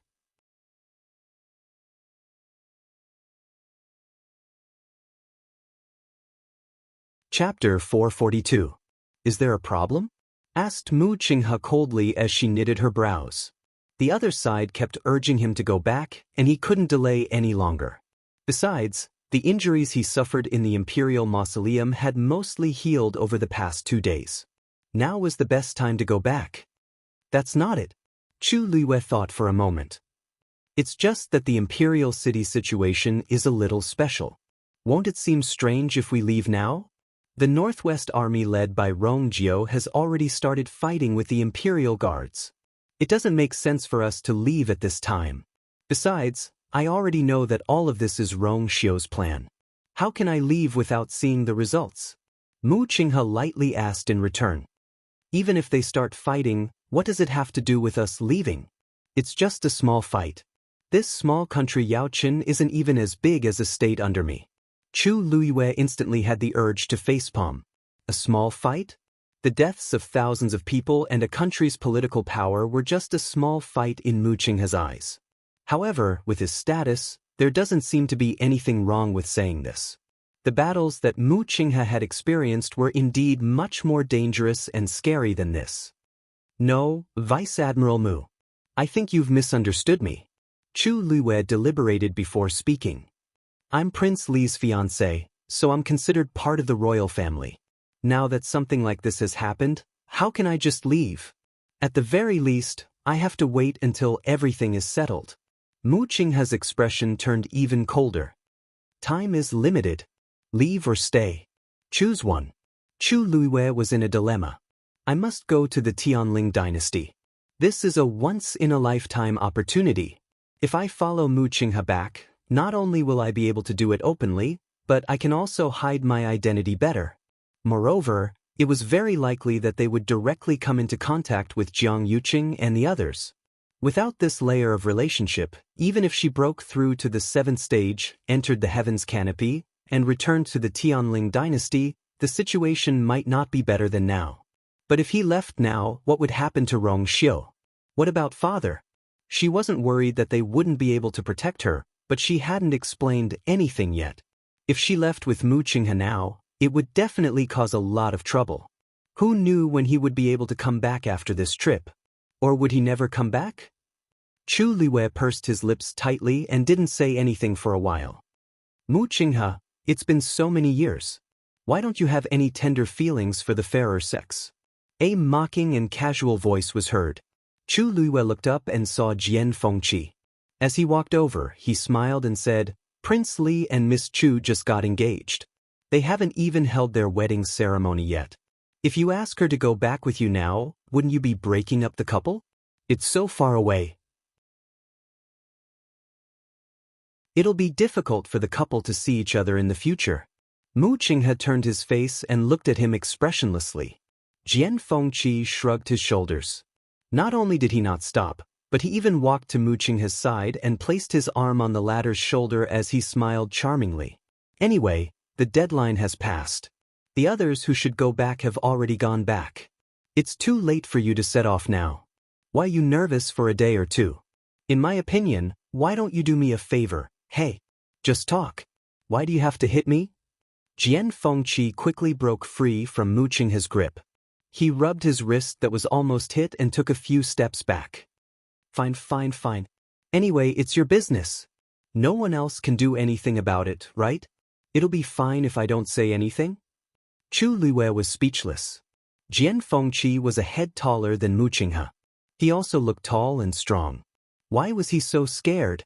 Looking at this scene from the side, it was really strange. However, she quickly focused on some words in Jian Fengqi's sentence. Deadline? Could it be that there was a time limit for Mu Qinghe's trip this time? And why were there other people? It sounded like many people were going out at the same time to complete a mission. Could it be that they were going to find a cultivator with a Daijing Yuan meridian? Chu Liwei vaguely felt that something was not right. But looking at Mu Qinghe, it was obvious that he would not reveal anything. Mu Qinghe's expression was cold. I have to go back today. Jian Fengqi's expression changed slightly. Because his back was facing Chu Liwei did not see the change in his expression. But soon, Jian Fengqi's eyes regained their calmness. He crossed his arms, rubbed his chin, and asked tentatively, "Why don't you go back first? Why don't you go back first? Once this matter is settled, this young master will personally escort her back." As soon as he finished speaking, Mu Qinghe immediately said, "No. Why not? Isn't this a very good suggestion?" Jian Fengqi paused and looked meaningfully at Mu Qinghe. "You're busy. You're just wasting time here. Since I'm free, why don't I look after her for a few days? With me around, do you think I'll let her be late?" Chu Liuyue's heart skipped a beat. Late? Was Mu Qinghe looking for her because he was in a hurry to go back? Miss Chu doesn't want to go back now. Isn't it too heartless of you to take her away by force? Jian Fengqi returned to his usual playful tone, but it was clear that he was serious about this proposal. Mu Qinghe's eyes flashed with a hint of contemplation. After a moment, he finally said, 3 days at most. "No problem." Jian Fengqi immediately agreed. Then, he suddenly thought of something and turned to look at Chu Liuyue. 3 days should be enough, right? Chu Liuyue gently nodded. "Thank you, Vice Admiral Mu, young Master Jian." She had a premonition that this battle would come to a conclusion in 3 days. What she needed to do was to make use of these 3 days to arrange everything properly. Mu Qinghe glanced at Chu Liuyue. With a wave of his wrist, something flew out from his sleeve. Chu Liuyue immediately caught it and looked down. "This is my token. Take this and someone will bring you to me when the time comes." Then he didn't say anything else. With a thought, a long sword flew out and floated in front of him. With a leap, Mu Qinghe turned around and left on his sword. He was very fast, and he disappeared from Chu Liuyue's sight in the blink of an eye. Chu Liuyue knitted his brows. "Young Master Jian, did Vice Admiral Mu go back?" Jian Fengqi retracted his gaze, and the emotions in his eyes quickly disappeared. He then changed into his usual carefree smile. "He has things to do, so you don't have to worry about him. You, on the other hand, just let me know when you're ready." Chu Liuyue's lips curved up. "Thank you, young Master Jian." Jian Fengqi's smile deepened.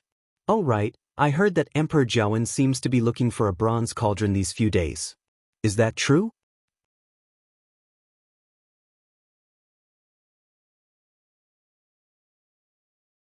Chapter 443. Chu Liuyue's eyebrows twitched. It seemed that Jian Fengqi hadn't been idle during his stay in the capital. He even knew about this. However, his strength was tyrannical. If he really wanted to investigate something, it was likely that not many people could stop him. Thus, Chu Liuyue quickly weighed the pros and cons in his heart and nodded honestly. Young Master Jian is well informed. Jian Fengqi raised his eyebrows and smiled ambiguously. "It's a coincidence. I only found out about this by accident. It was on the day that the item was taken away." Chu Liuyue's expression instantly froze. Young Master Jian knows who stole the bronze cauldron? Jian Fengqi's icy eyes flashed with a ripple of light. "I said it earlier. I just happened to see it. Of course, that person's face was covered, so I didn't see it clearly." That meant that he really saw it. And it was actually a person. To be able to kill all the guards inside and outside Heptagon Alley in a very short period of time without even giving them the chance to ask for help, it was enough to show that the person must be a top expert. One must know that there were many rank 4 warriors among them. An ordinary rank 5 warrior would never be able to do this. Chu Liuyue looked around vigilantly and lowered his voice. "I wonder if young Master Jian can tell me in detail what that person looked like? I can only confirm that it was a man and a rank 6 warrior. As for the rest, I'm not sure." "Then did you see where that person went with the bronze cauldron?" Jian Fengqi paused for a moment and shrugged.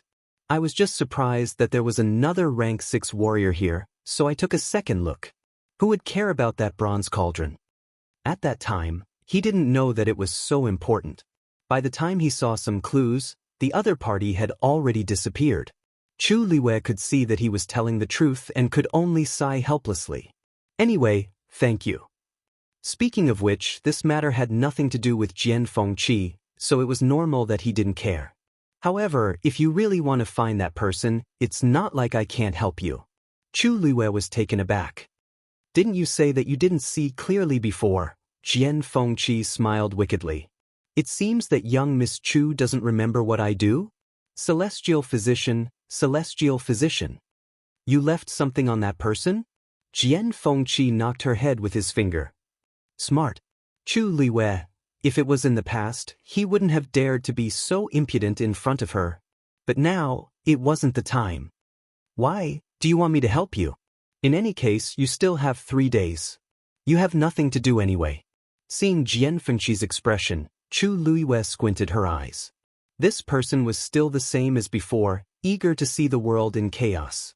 How was this helping her? He clearly wanted to join in the fun and watch her make a fool of herself.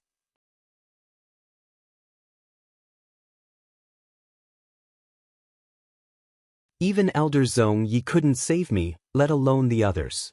I don't know what's going on with father, but there's still no news. I really didn't expect the third prince to really start a rebellion. I wonder if he'll fight his way to the palace. A worried voice could be heard. Situ Xingxian paused and realized that the few people in charge of guarding at the side were softly discussing something. Yeah. No wonder His Majesty was so wary of him previously and even sentenced him to death. It turns out that he already expected this day to come.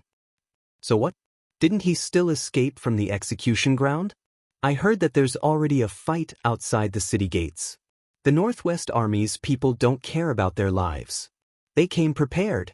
From what I see, they have a high chance of winning. That might not be the case. Other than the Imperial Guards in the Imperial City, there are also the elites from the various aristocratic families. How can it be broken so easily? It's a pity that we have to continue guarding here. If not, we can also find a chance to...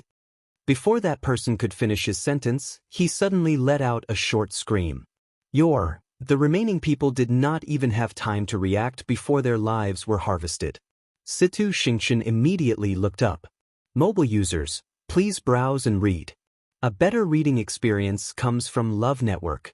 You're tuning in to the Wang Lin's Journey YouTube channel. Don't forget to subscribe and join us on this journey to catch the most captivating stories.